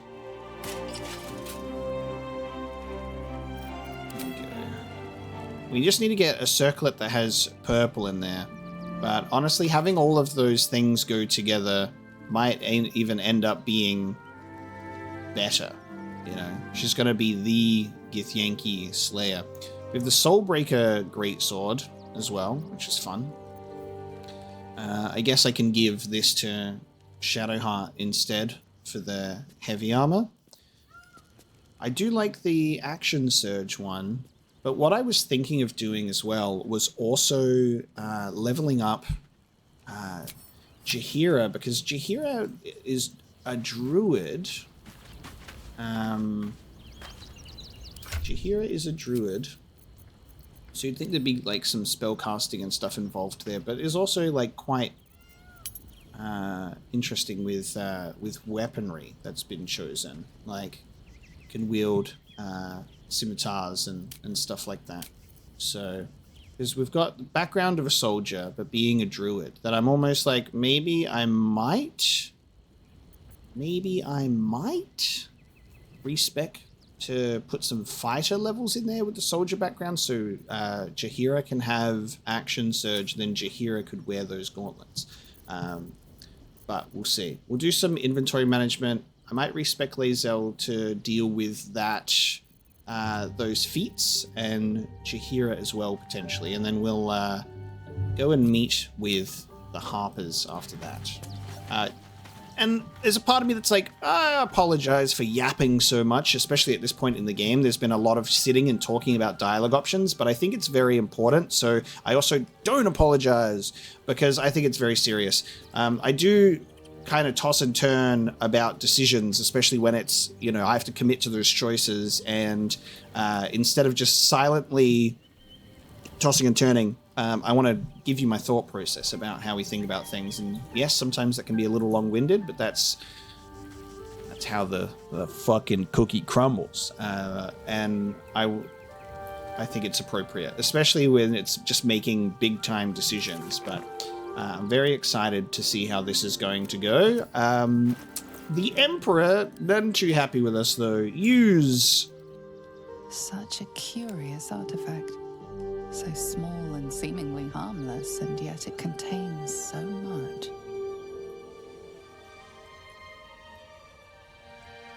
It's actually crazy that that's the first time I've pressed use, and I haven't thought to do that before. How very interesting we get to look at that in that way. All right, I'm going to do some inventory management, and then we'll get back out onto the road. All right, I have adjusted some things. So, Jaheira is now a level 10 Druid and Ranger. So we've got 6 levels in Druid, 4 in Ranger. I was going to do Fighter, but then I saw the Ranger class, and I'm like, you know what? That actually kind of makes a lot of sense. So that's very fun. So we've changed Jaheira a little bit, so the dual wielding is now more effective, which is very good. And Lae'zel has been respec'd to get rid of the Polearm Master and Sentinel feats, because she's wielding her silver sword. So great weapon. What is it? I think I did great weapon master and alert, and then we did ability improvement to just have that strength up on high. So should be quite tanky, which is very, very nice. I'm very happy about that. And we'll go out with Jaheira now. Well, we'll keep Karlach and Will, because we're going to go and check in with the Harpers. So the Harpers are up this way. And of course we will keep doing our investigation. We'll keep taking a look around, seeing what we can find, because there is a murder mystery going on at the same time, which does have me a little curious, because if there are body parts around the place, we've found the hand, we did find the corpse. I'm wondering if there are other locations, for example, even in the Druid's room over here, that could potentially have a body part. So we'll keep that in mind. We won't go in there just yet, but if we're exhausting our options, we'll definitely take a look. Okay, mahogany wardrobes. We have things to read and check out in this place too. White porn orders. White porn. You are to find a high-profile unsolved crime and confess to it, turning yourself into Portier after arranging at Baldur's mouth for coverage. You know which reporter to use. Your position in the FF barracks should make it easy to identify a crime that, when resolved, will add greatly to Portier's renown. This will cancel your debt. Don't worry about the why. It's a pawn's place to be sacrificed so others can win the game. Raphael. Interesting. We're commanding some people here. White Bishop orders. White Bishop, prepare yourself for a major speech in your temple, extolling Flame Portier for her successes protecting the city and fighting crime. She is clearly a favorite of both mortals and immortals, so you can hint that fate and destiny may conspire to place her in command of Baldur's Gate. Your sermon will be printed in full in Baldur's mouth, so remember that you are speaking not just to Helm's devotees, but to every citizen of the Gate. Orate, elevate, and inspire. That will cancel your debt, and I don't doubt you will end up as a key player in the new regime. Ready yourself. So there is definitely some chess being played here, Raphael. White Knight. Your task is finally at hand. As commander of the Sea Tower, you're close to all the sub-commanders of the Flaming Fist. Sound them out as to their willingness to support the possibility of Flame Portier's promotion to Marshal, and perhaps even beyond. Encourage those who are lukewarm to be prepared and rank themselves behind Portier when events elevate her in power and prominence. However, for those who would oppose her, don't push them. Just make a note of their names and positions and they will be dealt with by other means. This will cancel your debt and doubtless line you up for greater responsibilities as well. Prepare yourself. Interesting. Okay. What a fancy place. God, the explosions really threw me. They catch me off guard. The tremors from our Elder Brain. Devil don't rhyme, a verse epic. This is a heroic fantasy in verse form, told in the first person by a bold poet who challenges a devil, clearly modelled on Raphael, to an improvised poetry contest to win back the soul of his lover. The following couplet has been circled in red ink. If the line doesn't scan, the devil sneers, you forfeit your soul and end in tears. Ha! I'll keep my time and make my rhyme with vim and snap, and no, down came the claw. Crap. Interesting. Will it get to a point where we need to challenge Raphael to a poetry contest? I'll need Gale for that, for sure. Balor ale, hellishly strong, even sipping a little froth of this ale is enough to make a gelatinous cube disgorge whatever it has jellified, cry a bit, and go home to its wife hoping she'll forgive it. Jesus. A supplication scrapbook as well. God, we're getting a bunch of these. The whole crew will be able to wear chokers. This is a scrapbook collecting supplications, notes, and letters from mortals to Raphael, begging for boons, help, and assistance. Larger notes call out the devil's favourites, as in this example. Says she wants her siblings out of the way so she can take full control of the family business, only so their late mother would be properly honoured by its efficiency and profitability. How utterly disingenuous, one has to admire it. There's no profit for me in taking her gnarly little soul, helping her would be sheer indulgence, but if I'm not indulging myself, why bother with any of this? Interesting. More of these. Gonna make the camp very kinky. Ooh, Solemnity outfit in green. One of Master Figaro's collection pieces. This outfit maintains the poise and grace of the wearer. Honestly, it elevates it considerably. Bad poise becomes competent poise. Competent becomes strong, and strong becomes spiffing. And pointed toe shoes, and an embroidered bicocket. Tapered to a precise point, such as the wizardly mind when focusing on a nice big dinner, instead of all these complicated spells. I do like the chess pieces put on the invasion plans for Baldur's Gate. Interesting. Okay. Let me take a look at this clothing. What a fancy pants pointed hat. True Christmas elf activity right there. Wonderful. With some fancy boots. Alas, do not need that at this time. Cool hat though, but we'll leave that alone. We're running hood down at the moment, so we're fine with that. All right.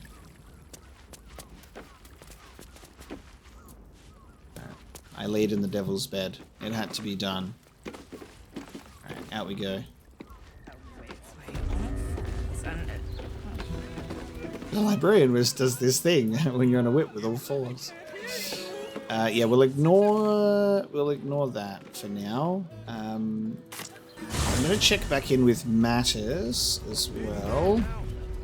Just in regards to buying things. He's still here, isn't he? Any good stuff you find. I heard you helped a refugee family stay in the home they found. Good for you. As a trader, I'm going to look for a place too. You want to check in with traders just to see what they still have. Fool a sharpie like you. Have a look. I'll try and fool a sharpie like you. Oh yes, all those Githyanki swords that you have. Corvid token. Boon of the Raven Queen. While wearing this amulet, the wearer's jump and flying speed increase by 1.5 meters, and they gain the Feather Fall condition. Feather Fall's effect will persist while the wearer is polymorphed or wild-shaped. Oh, I gain the ability to turn into a dire raven. Let the lips turn black as night on this eve of frightful whites. Let your throat be filled with screams. Nearby looms the Raven Queen, a song of dark festivity. Now that's fun. Did he have that before, or did I miss that? I might grab that, and I'll chuck that on myself. I'm assuming that you could sneak into places as a dire raven and not trigger any cutscenes or anything. That seems like a very fun one. I am gonna take it. And I will not take anything else at this time. That could be fun. Stay away from trapped chests. I might check in with the guy that had the secret stuff again. We'll see what happens. So I now have take the shape of a dire raven that can avoid attention and blind enemies and 13 hit points, and it's just a long rest action. But I also get Feather Fall now and an increase to my flying distance too. Ain't that fun? It'll be interesting. I'll be curious about that. Hey Ferg, how are you doing? Welcome. You see to peruse the special goods, I take it. What about that ring? Seems that was stolen. Well, in that case, I can only assume whoever stole it then gave it to me willingly. Dangerous places, camps like these. According to Baldur's mouth, you never know who might be a cutthroat. So we get that dialogue option. Because we found the other piece of the ring. Is this updated with more stuff? Should we give this to... Should I Heart be like, remember when you liked Shah? I'll grab one of those, because why not? I don't think there's anything else that I particularly really need. Hellrider Longbow, a +3 bonus to initiative rolls and advantage on perception checks, which is great though. And Fairy Fire. Can Jaheira wield a longbow? Jaheira can wield a longbow. What's better than the Bow of Awareness? I might steal it from him though, because he's an arsehole. So yeah, I'll take a potion from you, and he can be like, yes, very good, very nice, thank you so much. Now, I think with what I've done with Jaheira, Jaheira has advantage on... can't remember where it came from, but while leveling up, I think that we have advantage on Sleight of Hand. Or that might have been something that I went to pick but didn't. As much as you may try to steal with another character, it always comes down to Astarion.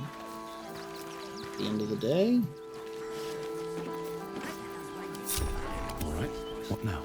Time to press ahead. Since you sorted that out, perhaps well-meaning bigots... Just like... Stop looking, will you? Since you sorted that out, perhaps... There's not an interesting conversation nearby. You don't care about that interesting conversation. Caught in the act. Your touch isn't as light as you'd hoped. Just attitude. I can take an attitude fail. Go bother someone else. Damn, I thought Astarion would really get the good move there. It's much harder than it looks to get everyone in the correct positions, even after failing, turning around multiple NPCs, being in a clearly lit area. I'm just standing here. I haven't even hidden yet, and this guy's like, what are you doing? You have to hit an enemy like this, hit him with the dialogue, have Astarion quickly be in a spot, we'll hide, and then pop that, and then have everyone with their backs turned, really getting that to like sit right, and then succeed. Jesus Christ. and then succeed. As much as I want that gold, we'll leave that alone. We'll steal the Scroll of Darkness and then quickly cast it and then get out of here. What do you reckon? So now Stein will go, oh, quick, and cast the spell. Alright, we'll have everyone quickly pop together. No more hiding. In turn base, run away. Alright, we have what we needed. It just took the one failure, unfortunately. There we go, now we go, and we've run away, and we run all the way back to camp. And Astarion goes, I hope it was worth it, my dear, and then gives the Hellrider longbow to Jaheira. So Jaheira gets a cool thing, and then we stole a Scroll of Darkness, which we could have used beforehand. We go to cast it, and everyone goes, oh, what's going on? And then in the darkness confusion, he gets pickpocketed. Well, are we? You'll need to free up. Alright, there we go. Wonderful. So that is a better situation to be in. Checking in with traders, just always a good idea. Alright. Now that we have these, get out of here. And off we go. Now, do you have to speak with Wolbrin still as well and be like, what are you doing? Because you are going a little crazy. So that's definitely something on the to-do list also. So we won't forget about that. We also have... will this be the crown worn by the Elder Brain? Yes, we know that. And we'll speak with the bookseller at Sorcerer Sundries, with Gale in the party, of course. Plenty to do with plenty of characters.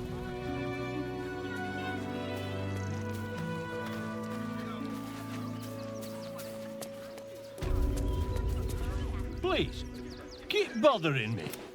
I've no work to get on with. I want to know why you're harboring Iron Hand gnomes in your cellar. Interesting dialogue here now. Been poking around downstairs, have you? Well, I've got nothing to hide. Those gnomes are victims. They've spent years in exile, no forge to call their own, all because of some ancient bloody grudge.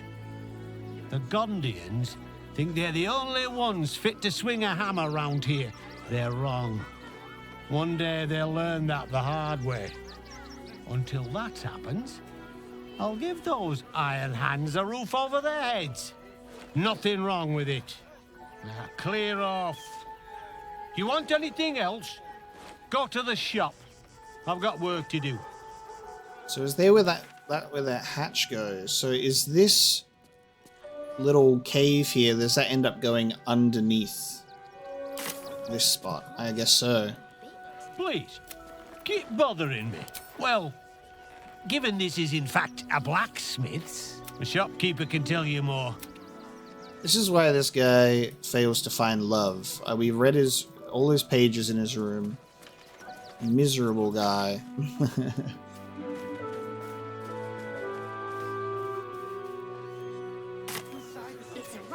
Just do whatever it takes. I've packed bags to myself and the kids. Ready by the door. What do you remember? You should do the same. Oh. We had a successful perception check on the well. Oh. Oh, and we've gone down the well. Murdered refugee. Tiefling. And a rock gnome. Okay, we have more murders that have taken place in the well. Murdered refugees. Damn. I think that might have been Jaheira's perception that found this one for us. Okay. See if we can find any clues. Alright, team, you stay here. I will fly around the place. Can a dire raven loot bodies? Not sure if I can. Open up.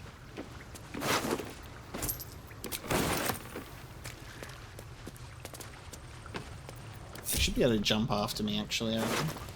Last warning. You're sticking your immigrator nose in where it don't belong. You got a brain in your head, you'll stay in your filthy camp with the other absolute vagrant scum. Your girl didn't get that memo, you really don't want to know what happened to her. Now scram. Damn, dude.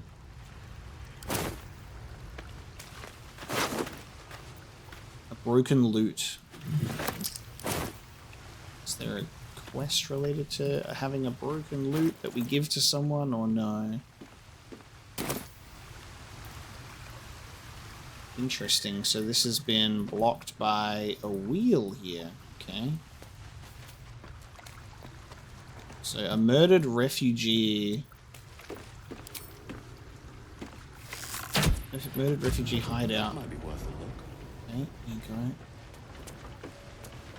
And yes, having the party. They're not coming to me. Well. Alright, enough throwing around the Club of Hill Giant strength to give our party members enough Still alive. So that's enough strength to make the jumps over. Let's see if they can make this gap too. Can you guys make this gap? No. I think they're close enough to be able to get outside with us though. Let's pretend that they can jump far enough. Yeah. Like, ah, yes. Okay, nice. So there was something here. It's just that we had to open it from the other side. How interesting. So, murdered refugees at that spot in the well.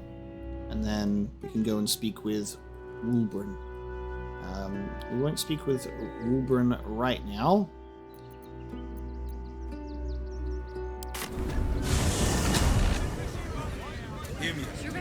We'll go and speak with the Harpers.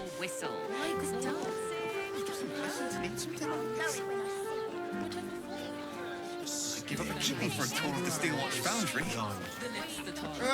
As if any of us... Darling, it's very imagine seeing your watch like... Calms Garms. Calms Garms. Ooh, clothing store. Whoa. Whoa. Put him up! Put him up! What do you want? Yay! You spoke to me! Nobody ever talks to me! My name's Naber, adventurer to be, soon to be the best adventurer anyone's ever seen. As soon as I figure out what kind of adventurer I want to be. What do you think? Can I be a fighter?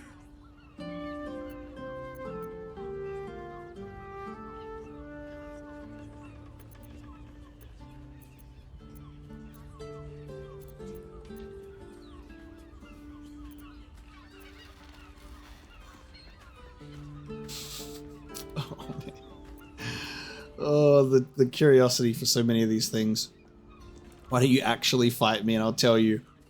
Do not pick a fight with Mapo Gnome, I'll tell you that much. Here's a tip to get you started, less talking, more fighting. Right you are. I'll just find something to punch, I guess. It won't hurt, will it? No, surely not.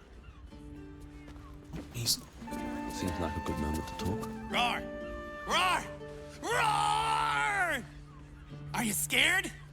Did you wet your pants? Did you? Did you?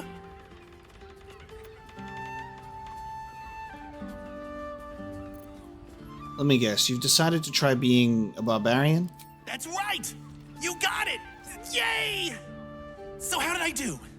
Are you quaking in your boots with fear? Oh man. So if we end up pretending to be terrified and gassing this guy up, he's going to think that he can just become a barbarian. He's going to run and we'll encounter him on the road and he'll just be dead. Should we pretend to be terrified?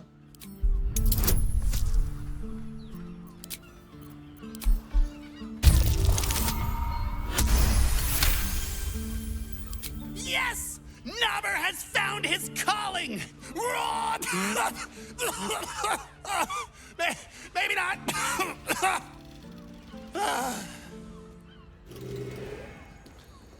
Jesus Christ.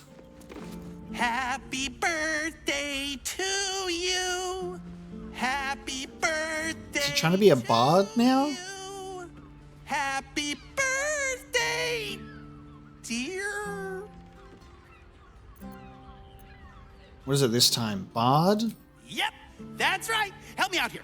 Happy birthday, dear. It's not my birthday. It isn't? Shoot. What did you think anyway? Can I be a good bard?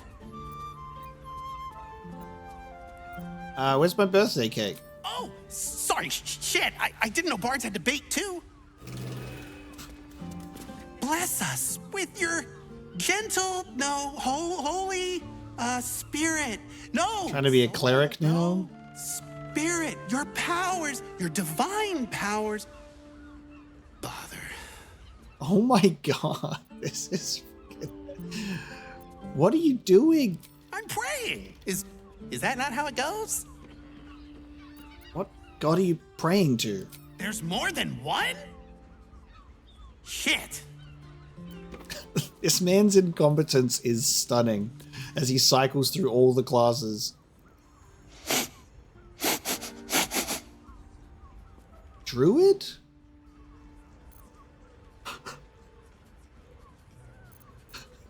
The way that there's just been so many opportunities to shut up and stop it. What in the hells are you doing now? Oh, you didn't get it? I'm pretending to be a dog. Everyone likes dogs. Correct, but nobody likes Naber. That's not true. My mom does. Wait, no. She loves me. But does that mean she actually likes me? Triple approval for being a dick by all of them. Behold, mundane meddler, you step in the domain of a master speller. For I am to be the most mighty wizard! Can't believe that he's still going. Oh man, every single dialogue option. I know this one. You're a wizard. Duh. Wizard? W-I-Z-A-R-D.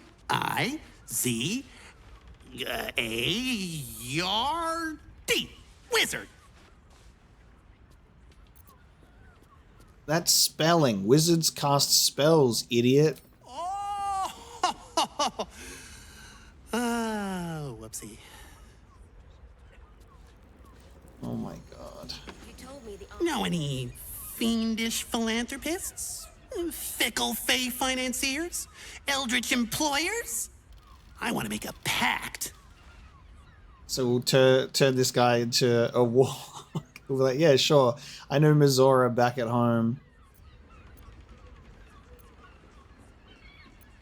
Are you sure you're ready to be a warlock to sell your soul for eternity? My soul? I have to give up my soul to become a warlock? No, you don't get to be a monk. I'm the monk around these parts. Oh,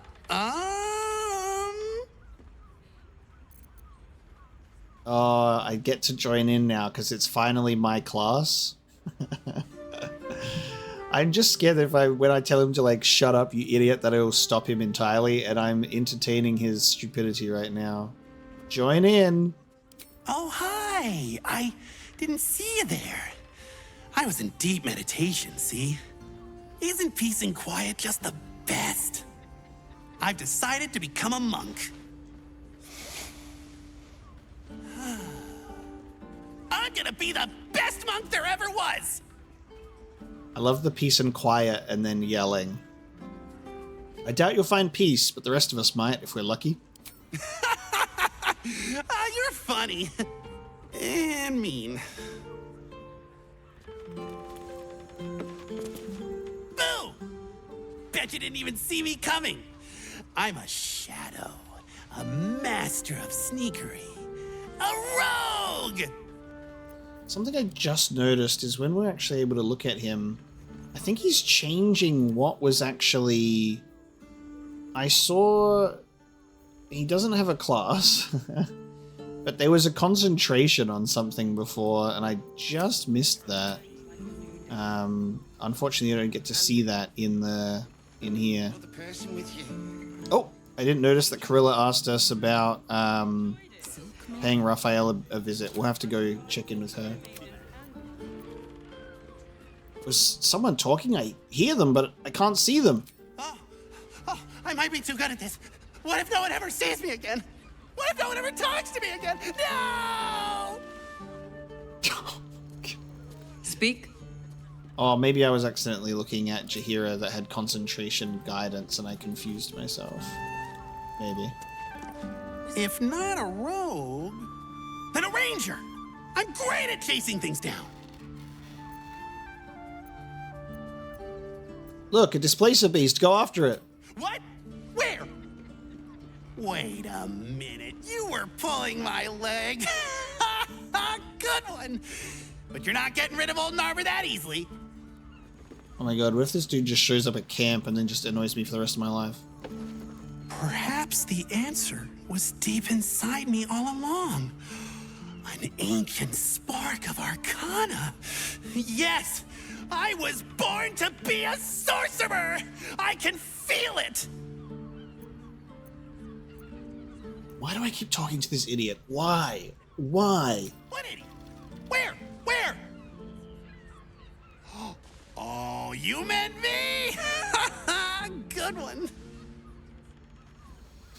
My liege, I swear to you an undying oath of absolute devotion. I am but your humble paladin.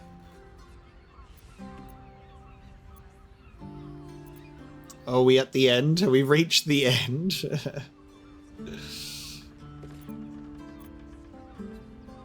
I don't accept. Really? But I'm ready to do anything. My only command is that you never speak to me again.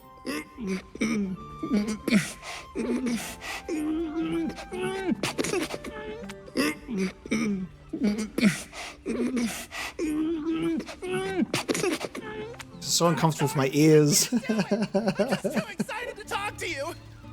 I didn't want that in my ears anymore. Oh no. Something inside me feels very wrong. Did I just break something? Oh, I hope it wasn't anything important. Did he actually, in that moment, become a paladin and then break his oath to the god that is me? And he broke his oath. I should speak up. These roles sure are restrictive, aren't they? Maybe the adventuring life's just not for me. I really like talking to you. There's not a lot of people that want to talk to me, so I brought you this present. Here. Oh, God. Now, what are we gonna talk about if not the adventuring life? Wait. What if I mix the classes? Naber, you genius! Oh my god, we did the impossible. We listened to Naber until he ran out of questions. Patience is a virtue. Wow, absolute confidence amulet. +1 to performance and a -1 to intimidation. The interlocked bronze links to this necklace tinkles softly every time you move. For God's sake. Is he gone now? Oh my god. Well, do we consider that worth it? Because holy shit, that was torture. Can't even interact with a standing mirror. Ahoy, stranger. Thanks for stopping by Calm's Goms. I'm Calm. Well, Carmen. What can I do you for? You've not quite got the powder nailed yet, Carmen. Ugh. If it's empty patty you want, get your clothes from my brother Figaro. But if it's genuine quality and genuine taste you're after, Calm's Goms as you covered. Oh shit. Before I get into the business, let me take a look at your wares. Sounds good. Get you something a bit fresher than your current outfit. Hey, this is a great fit. Nice. Oh my... Oh. It's everything I could ever want. City of Brass outfit. We have more of our beautiful, beautiful casual wear hats, including another frumpy hat. Oh man, it's just perfect. I'm trying to collect all of these that I can find that the whole team can wear the same hat. I think we might almost have the exact amount that we need, which is perfect. Backless extravaganza. Backless so that people can pat you on the back and proclaim, "I say, lovely outfit." Get that for Astarion so he can show off those scars that he hates so much. Incredible. And then some stuff that we've seen all too much of. Any dye remover or no? I think it's all just actual colored stuff. Magnificently realized ensemble. Some craftsperson of the highest caliber envisioned and created this, and anyone who wears it shall be the envy of not only their friends, but their enemies too. May as well buy these. Though the name is an exaggeration, the fabled city's heat would burn the fabrics black stitch by stitch. The sheer magnificence of this ensemble's appeal is not. We get a couple of fancy pants, pieces of gear. There you go. I can't see this going wrong in any capacity whatsoever. And take this too. There you go.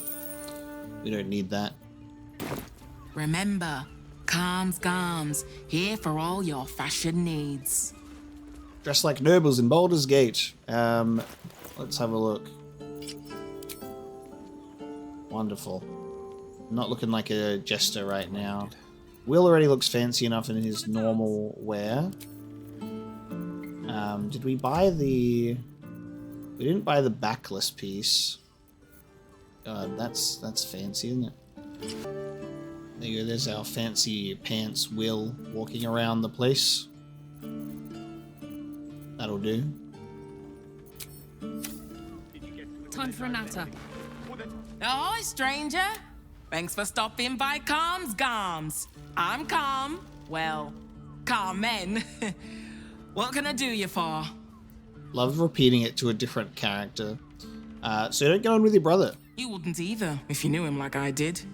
Since Dad died, he thinks he's cock of the bloody walk, that I should give up my shop and work for family business. For him, dick.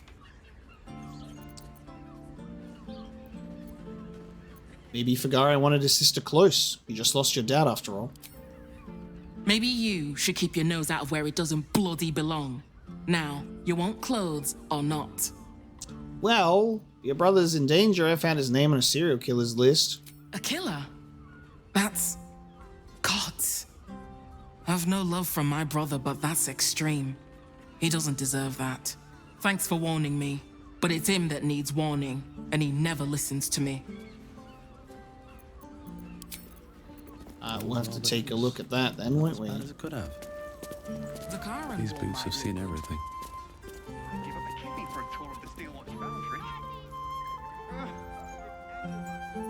Ideas for new outfits.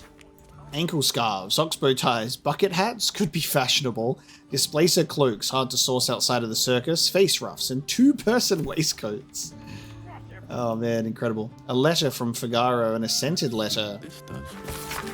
Dear sister, do take care not to tell your customers to return to facemakers. I don't want them confusing your horrendous designs to my own. Hope this finds you blessed, Figaro. And a scented letter. Dearest Carmen, the work samples in your latest correspondence were most exceptionally well received. In particular, those fabulous straw hats were a hit. The League of Basket Makers and Wicker Workers thought the patterns and structures were fabulous, and the hat shapes themselves were not too far from their usual specification. They requested some more samples post-haste with more business to follow. Oh, happy day. Mistress Seamlock, Order of Master Tailors, Glovers, and Mercers in Waterdeep. Well, there you go. There's some success. The Needled Book. A book on advanced dressmaking, fitted with materials like spare needles, measures, and patterns. It is riddled with handwritten annotations, and most of its accoutrement have been removed. What I wouldn't give to meet the Gondian who invented the steel watch. Let's go upstairs. Invented the steel watch? No. The upstairs of Calm's Garm. Just some dyes and a workshop and double doors. A nice easel. Could bring a bit of a spark. Then we can sit up here. It's very interesting to see, how do you even get up there? Look at there's that old storage, that balcony up there. How do you even get there, you ask? Strange. Okay, I think after all that messing around, let's check in with the Harpers, shall we? A hero is nothing without the right equipment. See Danthelon's dancing axe for all your adventuring needs. Nice. Danthelon's dancing axe. Downstairs, Danthelon's dancing axe. Upstairs, the Velveteen elixir. Ooh, the Velveteen elixir. We'll have to go there next. Welcome to Danthelon's dancing axe. Our stock isn't used. It's tried and tested by the finest adventurers. Why do you have ghastly bottles? Don't draw any trouble on old Enthal. He acts like he's up for it, but he's retired for a reason. You break it, you... Well, knowing Enthal, it was already broken. Okay, level 4 gold dwarf. Hello there, sir. Clutching that crossbow nice and close. Greetings, sir. Your noble bearing brings a little class to my humble... Oh, you can turn off the charm, Entharl. He's with me. Blueberries. Thought I had a sale. You look tired, Harper. I missed you too. They're already here? Down below. Here's the key. And this is why we bring Jaheira the Harper to meet the Harpers. It just makes sense. That's so fun. So this is their little safe house. The Harpers ever just stop and say hello? I think this is interesting because we've been given the key, and then you can still kind of question and be like, hey, we're looking for a safe house, and then be kind of clueless. I'll play it cool and casual. Pleased to meet you, Harper Enthal. You seem a nice sort, so I'll assume the insult was accidental.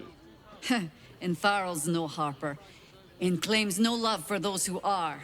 But he's been known to shelter us when we need it. Enthal has been known to charge rent. Harpers have been known to ignore him. Now go on. The short father may send me an actual paying customer today. Wait, I would like to take a look at your stock. To buy? You're already my favorite. Okay, what have we actually got from you, though? Let's see. Gauntlets of the War Master. Targets have disadvantage on saving throws against your maneuver and weapon actions. That's nice for Lae'zel. Snow-dusted Monastery Gloves. Your unarmed attacks deal an additional 1 to 4 cold damage, and you get Ice Knife.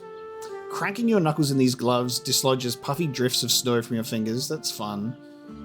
Because we get a +1 to unarmed attack rolls and an additional 2 bludgeoning damage with Gloves of Crushing, but we could switch to cold damage as well. Cloak of Displacement, which we read about literally just across the road. At the beginning of the wearer's turn, the cloak activates, granting enemies disadvantage on attack rolls that target the wearer, and the effect lasts until the wearer takes damage. That's pretty good, actually. I like that too.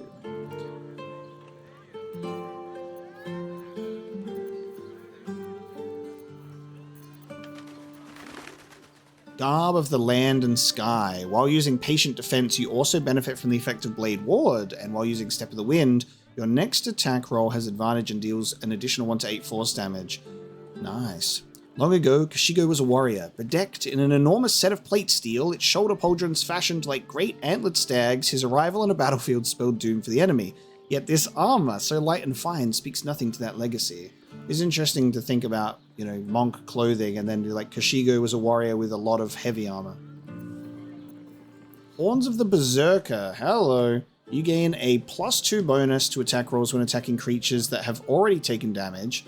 Unarmed and melee attacks will deal an additional 2 necrotic damage as long as you don't have full health. If you don't deal any damage, you take 1 to 4 necrotic damage.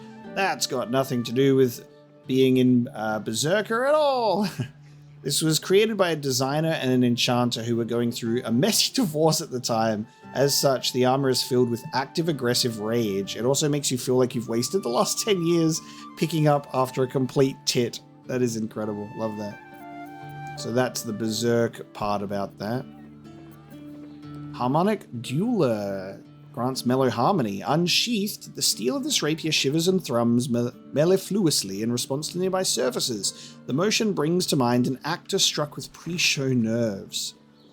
You make a performance check, success granting all your melee weapon attacks additional damage equal to your charisma modifier. Oh man, this is really good for Will. This is like nuts in regards to his charisma, his bardic nature, and also just, yeah, we have got a devilish blade at the moment with him. Like, we have the Infernal Rapier, so a +1 bonus to spell save DC and spellcasting ability to attack rolls, and we can summon a planar ally, right? 5 to 12 damage. But this thing, Mellow Harmony, going into additional damage equal to charisma for 10 turns. Even though he's the Eldritch Blast man, that still seems like a lot of fun. I'll think about that. Lightbringer. Attacking gnomes or dwarves with this weapon receives a 1d4 bonus, and when this weapon lands a critical hit, it slows them. Conducting a series of increasingly sick rituals involving the ashes of a gnome and silkworms fed fat on the corpse of a dwarven cleric, the goblin shaman Kirik Redrats created this deadly bow. Jesus. Well, considering what if we need to end up stopping Wulbren, maybe. We'll see. I'll take your smoke powder arrows because I love those. We'll take a potion of speed. We'll take your potions. We'll definitely be buying those. Now, in regards to actual weapons, definitely tempting. I think the Harmonic Jeweler has a lot of fun potential. We already do enough damage where I'm like, I don't know if I need to dive into something like that in regards to how do we do even more damage when we're completely crushing our enemies. But I will think about it.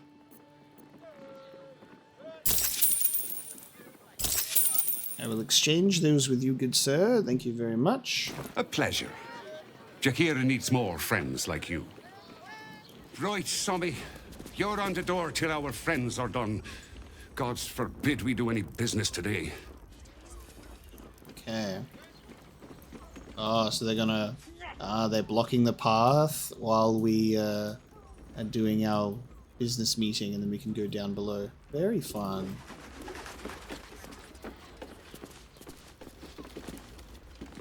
Okay. Downstairs it is. The rusty key. Okay, more double doors that we... okay, I see. It's just a back end in if you're not able to make friends with him. Very nice.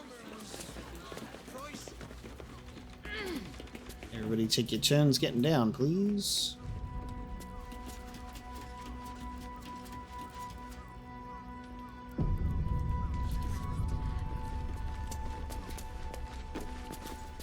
Hi, Harper. May Seluna's tears shine on this meeting. A very formal greeting, Geraldus. You are well? Yes. Hi, Harper. Standing beneath Seluna's tears. The lad's a little nervous, Jaheira. We heard of your great victory against Ketheric. Geraldus isn't nervous. He's terrified. And he's using Seluna's tears as some kind of code. I understand, Geraldus. Take a moment. And you, Harper. There is something familiar about you. Doesn't she remind you of our old friend Marcus? Jaheira's meaning is clear. Marcus was a traitor laying a trap. The same, it seems, is happening here. Ooh. This is cool. Let's just pretend that the environment around us isn't glitching and showing the outside environment. That's kind of a bit of a shame. Oh, that's so cool. I might try and just reload. And good timing for us to do that save as well. I'm just going to try and reload to avoid the environment glitching. I do hope that I'll succeed that insight check again. Okay, I just don't want the environment to be weird and glitchy in the conversation. Hi, Harper. No! Okay. May Saluna's tears. Okay. The lad's a little... Geraldus isn't nervous. I Alright, we'll just deal with it. And you, Harper. Jaheira's meaning is clear. Marcus was a traitor laying a trap. The same, it seems, is happening here. So, what are you implying? Marcus had wings. What is the meaning of Saluna's tears? Just really going into it. Wait for her signal or strike while Jaheira has them distracted.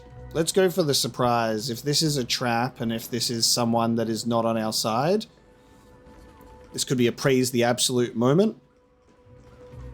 Jaheira, I hear you loud and clear. I'm going to punch her in the face.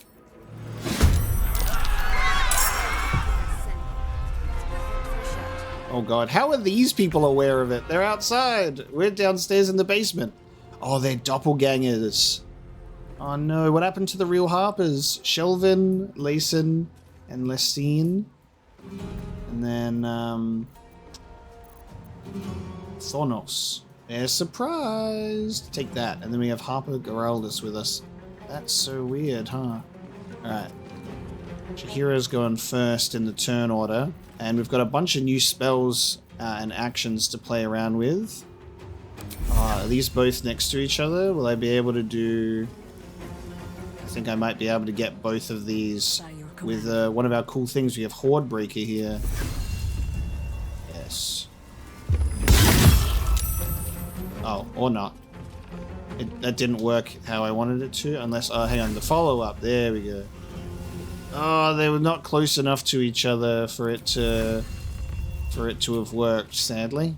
Alright.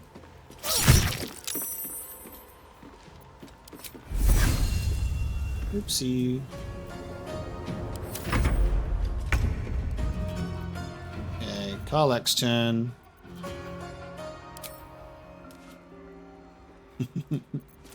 Not yet.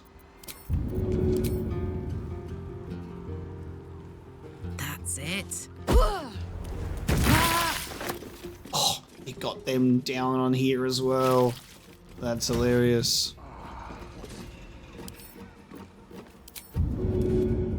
Down the hatch.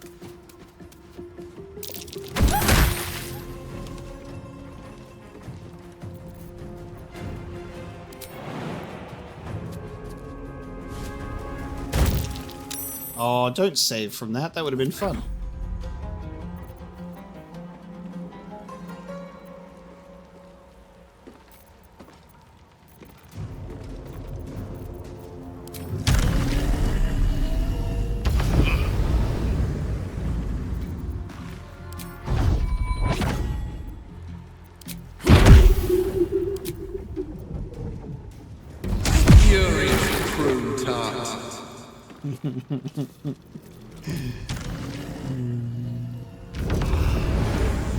So anyway, the ability to fly is pretty fun.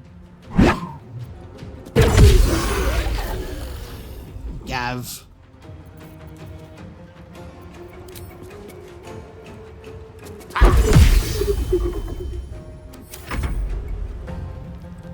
Oh, that surprise was good, wasn't it? I mean, that's what you get for making a very obvious trap obvious. Okay, no worry, Geraldus. You did well.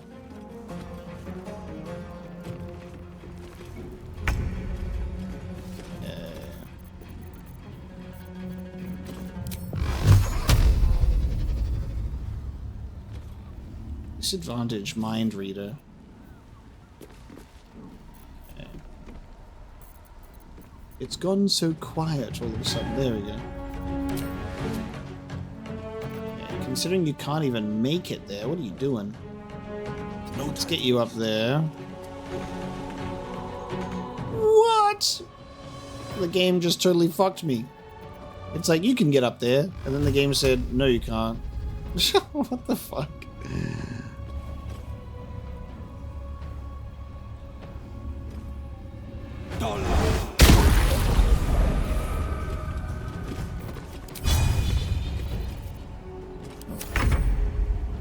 Alright, now you guys are next to each other, so now I'm going to be able to get this move.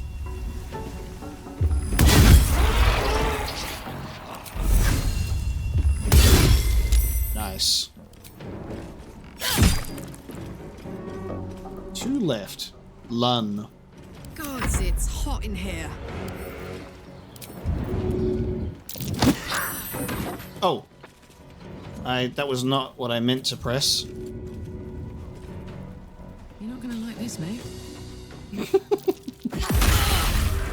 Oh, I threw it into Jaheira instead of... Oh, for fuck's sake. There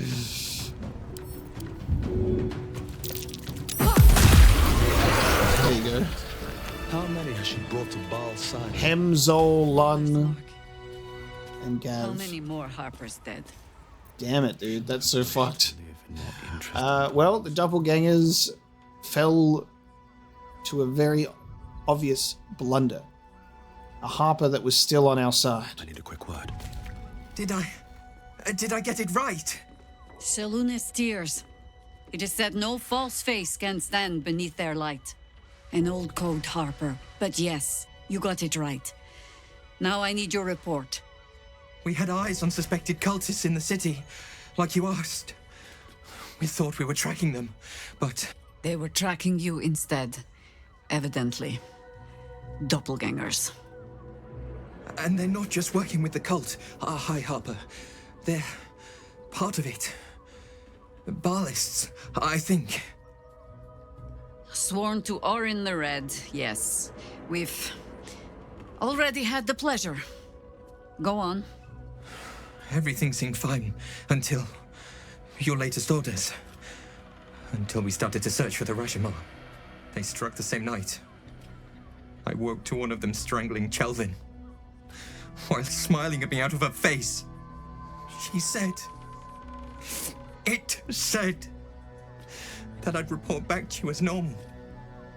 Lure you here, and... I had no choice! I'm sure it felt that way, Geraldus. The others were likely dragged back to Orin. Tortured. Sacrificed. I do not expect you to die for me. But to risk Entharl, any citizen who might have wandered in, there is always a choice. And the Harper must be able to make the hard ones. Perhaps this isn't the life for you after all, Geraldus. No, Jaheira! High Harper, please! I'm still a Harper. I want to help! You've scarcely signed up, boy. And there is a war coming. Why die a Harper when you could still live as anything else? God damn. Oof. No one can make that choice for him, not even you, High Harper. I want to fight. For Chelvin. For all of them. So it means something. Death is death. To look for meaning in it is foolishness, boy. Childish storybook nonsense. Exactly the kind the Harper would spout, I suppose. Fine. I have no right to make the choice for you. Not when this mess is of my making. I sent the Harpers hunting after the cult, without thinking what it would mean to be hunted in turn. Now they are compromised. And if not for you, I wouldn't even know it. I'm sorry, Geraldus. Harper. And I owe you an apology as well. I haven't told you everything I hope to learn here today. First, Geraldus, you're the last Harper in the city I can rely on. Lay low and rest while you can. I have matters to discuss with my friend here. Jesus. Well, This was pretty rough. More doppelgangers. Oren's little doppelganger Baal spawn gang is wild. Kill order. You won't have to wear those Harper smiles much longer. Oren has given the order. Kill the crone, but not before you tell her how her little soldiers died. Preserve some hair or sinew if you can. The Chosen would like to string a harp of her own. Oh, wow. Is that potential for, like, Oren to take over Jaheira, perhaps? Did we ruin that plot? Oren knows the hunt. In one stroke, she places the Harpers beyond our reach. Separates us from our pack. Until we know who the false facers are, we cannot trust anyone beyond ourselves.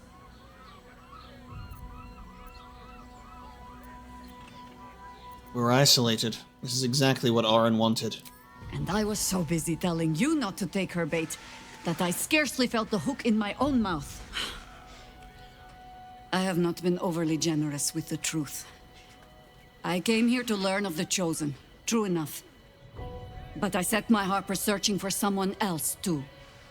Tell me, what do you know of a man named Minsk of Rashomon? Oh my god! Minsk! The name is as familiar as Jaheira's own. A hero of the time of troubles, who saved the city more than once. I love that I'm just like, who?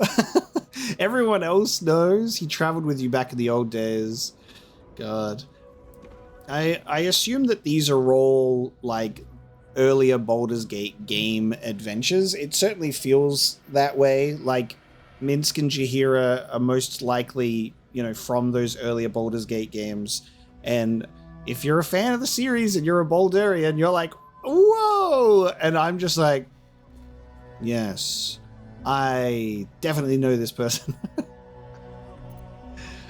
I can't wait to play Baldur's Gate 1 and 2, and then we'll be fully caught up, and then we replay as Dark Urge, and then we have the Baldur's Gate crown upon our head, our own crown of Karsus, if you will, upon running through Baldur's Gate Trilogy and Baldur's Gate 3 twice. So we'll say he traveled with you back in the old days. I sense you mean no insult, calling scarce a century ago the old days, which is considerably more insulting. Minsk is an old friend. Perhaps my oldest. We've fought at one another's backs times beyond counting. And the last time I saw him, I left him to die. Damn. What happened? Before we ever heard of this Absolute, we received word of a gathering in the Undercity. What we found was the first dark seed of this plot. A circle of cultists with mind flayers in their midst. We might have ended it there, cut off at the root, but before I could send for help, Minsk charged in alone. It was chaos. He was overrun, dragged down beneath a mass of tentacles.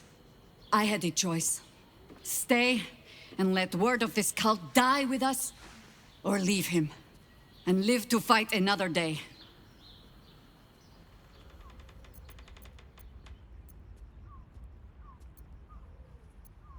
I'm sorry, Jaheira, that's a cruel choice to have to make. The world takes much from those who presume to defend it. But sometimes, you get to take it back. So don't be sorry, because I mean to use you, if you're willing. Infection, indoctrination, eradication. That has been the fate of everyone the cult has captured so far. But it has not been yours. With your help, perhaps it need not be Minsk's either. Use me in what way? Why are you really telling me this now? Because I was playing the pragmatist and writing my friend off for dead. Then I met you. If I seem suddenly flushed with hope and soft feeling, you have only yourself to blame. Oh, the point is moot without a means to find him. Without the Harpers, we shall have to find another path. I'll have a better idea of what that is once we're through the gates. Seems I need to reacquaint myself with this damned city. Well, all I know I need to do is we got too comfortable, and I was wearing my beautiful little jester clothes. It's a good thing everyone else was in full armor. It's the good thing that I'm a monk, so it doesn't really make much of a difference. Jesus, so Doppelganger's just sitting beneath the place this whole time. The Harpers have been compromised. A balancing power now unbalanced. Jaheira's support has been invaluable. We should return it in kind. Shapeshifters in the Harpers. My dad always admired their mission. Said they gave up their entire lives so we could live safely and asked for nothing in return.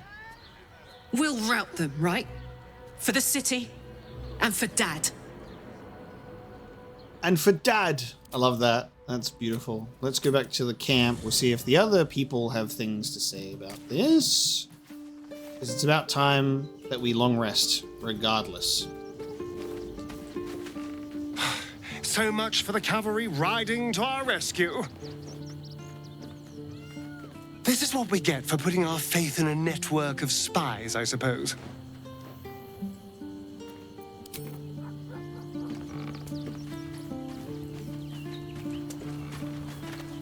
Orin be damned.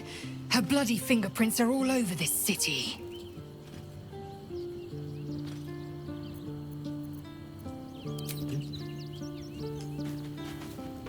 And it seems that her plan was to grab Jaheira. We can't rely on the Harpers. Not when Orin has them infested with shapeshifters. We're on our own. Though, I suppose we're used to it by now.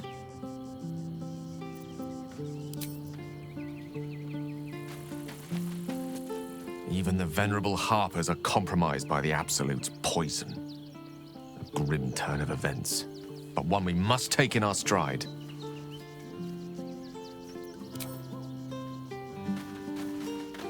I fought proudly alongside Harpers once, but it seems we cannot place our trust in them now.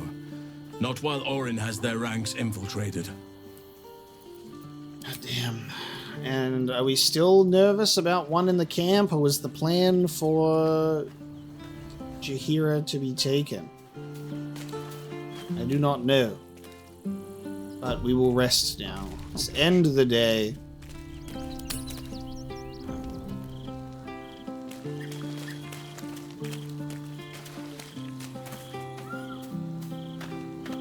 Hey, you. Everyone's chilling. Oh, Gale. We actually have an exclamation mark. Oh, my lord. You'll have to forgive me, but I'm struggling to understand why you'd agree to just hand over the crown.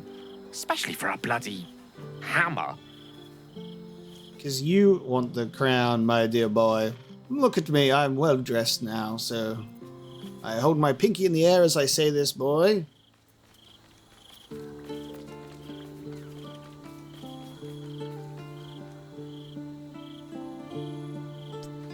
I don't think we're gonna give him the crown, that's the thing.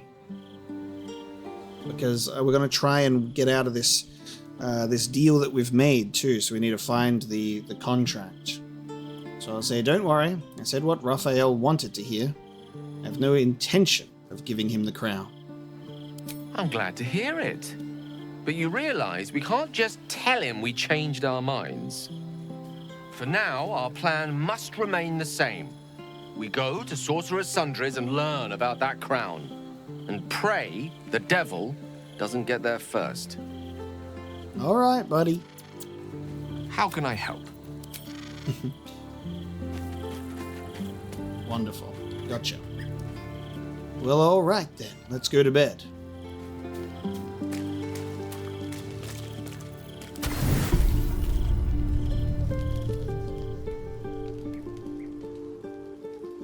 A casual sleepy time it is.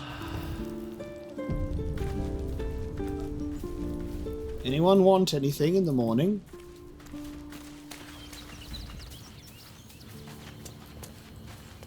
Ah, we have 3 exclamation marks. Jesus. All right. Mizora even.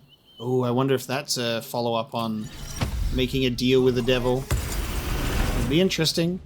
You make a deal with the devil and then you go to me too. Unable to speak through the small. I don't know. All I know is I thought of you. Fishing rod. Time to go fishing for clues. Okay. Maybe Mizora will be like, can't believe you've sold your potential soul to another devil, Will. You'll have to forgive me, but I'm struggling to understand why you'd agree to just hand over the crown. Especially for a bloody hammer. Have you got short-term memory loss? Did you think that you dreamed our conversation last night, sir? Because we already had this talk. Why are you so certain that we should pursue the crown? Why are you so certain we shouldn't? For now, our plan must remain the same. Gotcha. Are we going to have this court talk again, or are you over it? I've had my eye on you. What the fuck? Hot as brimstone, jagged as lightning, and seething like the river Styx. But there's something missing, isn't there? You're hungry for pleasures beyond this plane. Something more satisfying than mortal flesh, blood, and bone. Why? Why is it that this guy is the most attractive guy in Baldur's Gate, walking around like a wrinkly old scrotum? Mizora. All right, this is a trick because she's gonna try and make me sign a deal with the devil or something. Because I thought I just managed to escape all of my other companions' horniness because I've settled down with my tiefling wife, and I can't. I'm being bothered by another character, a devil at that. I have no idea what you're on about. I'm talking of the mundanity of a life ignorant to the thrills of the 9 hells. Yes, you're curious. Your eyes are lit like raging stars. You want what only I can give you. The ecstasy of agony, the pain of the damned, distilled into pure bliss. Beyond every climax you've known, the little death writ large. Smile, and I'll come to you when you put your head down to rest. I will sate your most forbidden lusts. Or don't, and know the eternal ache of the unknown and the unanswered. There's such a crazy level of like characters trying to put on the moves. Fucking hell. And the seductive nature of them too. I love the use of using the little death terminology being another name for orgasm. The little death writ large. What's the catch? What are you getting out of this visit? The same thrills I offer you. Some experiences are better when shared. Right, okay. So Mizora is ovulating and looked for the closest gnome in her presence to get it on with. Absolutely not. Dear me, I've overestimated you. Trust me, I shan't be making that mistake again. Ta-ta. Yeah, don't overestimate me. Could you imagine Karlak's reaction to me sleeping with a devil? You're lucky you're not Zariel at the very least. Should tear your head off in this very camp. It's very clear that Mizora is trying to sow some chaos for her own entertainment in the camp. Like, the fact that she's even here continues to surprise me. Come for a chat? Why? And Will's like, what's going on here then? Oh, that's funny. All right. Anyway, that was our long rest, and that is how we're going to end today's episode of Baldur's Gate 3. Thank you so very much for joining me today for more silly little adventures in Worms Crossing / Rivington / almost at Baldur's Gate area. I'm excited to see what we're going to be pursuing next time, because this was again, every episode at this point seems to be quite giant in regards to story movements. Big stuff, deals with devils, plans to free the true Gith leader.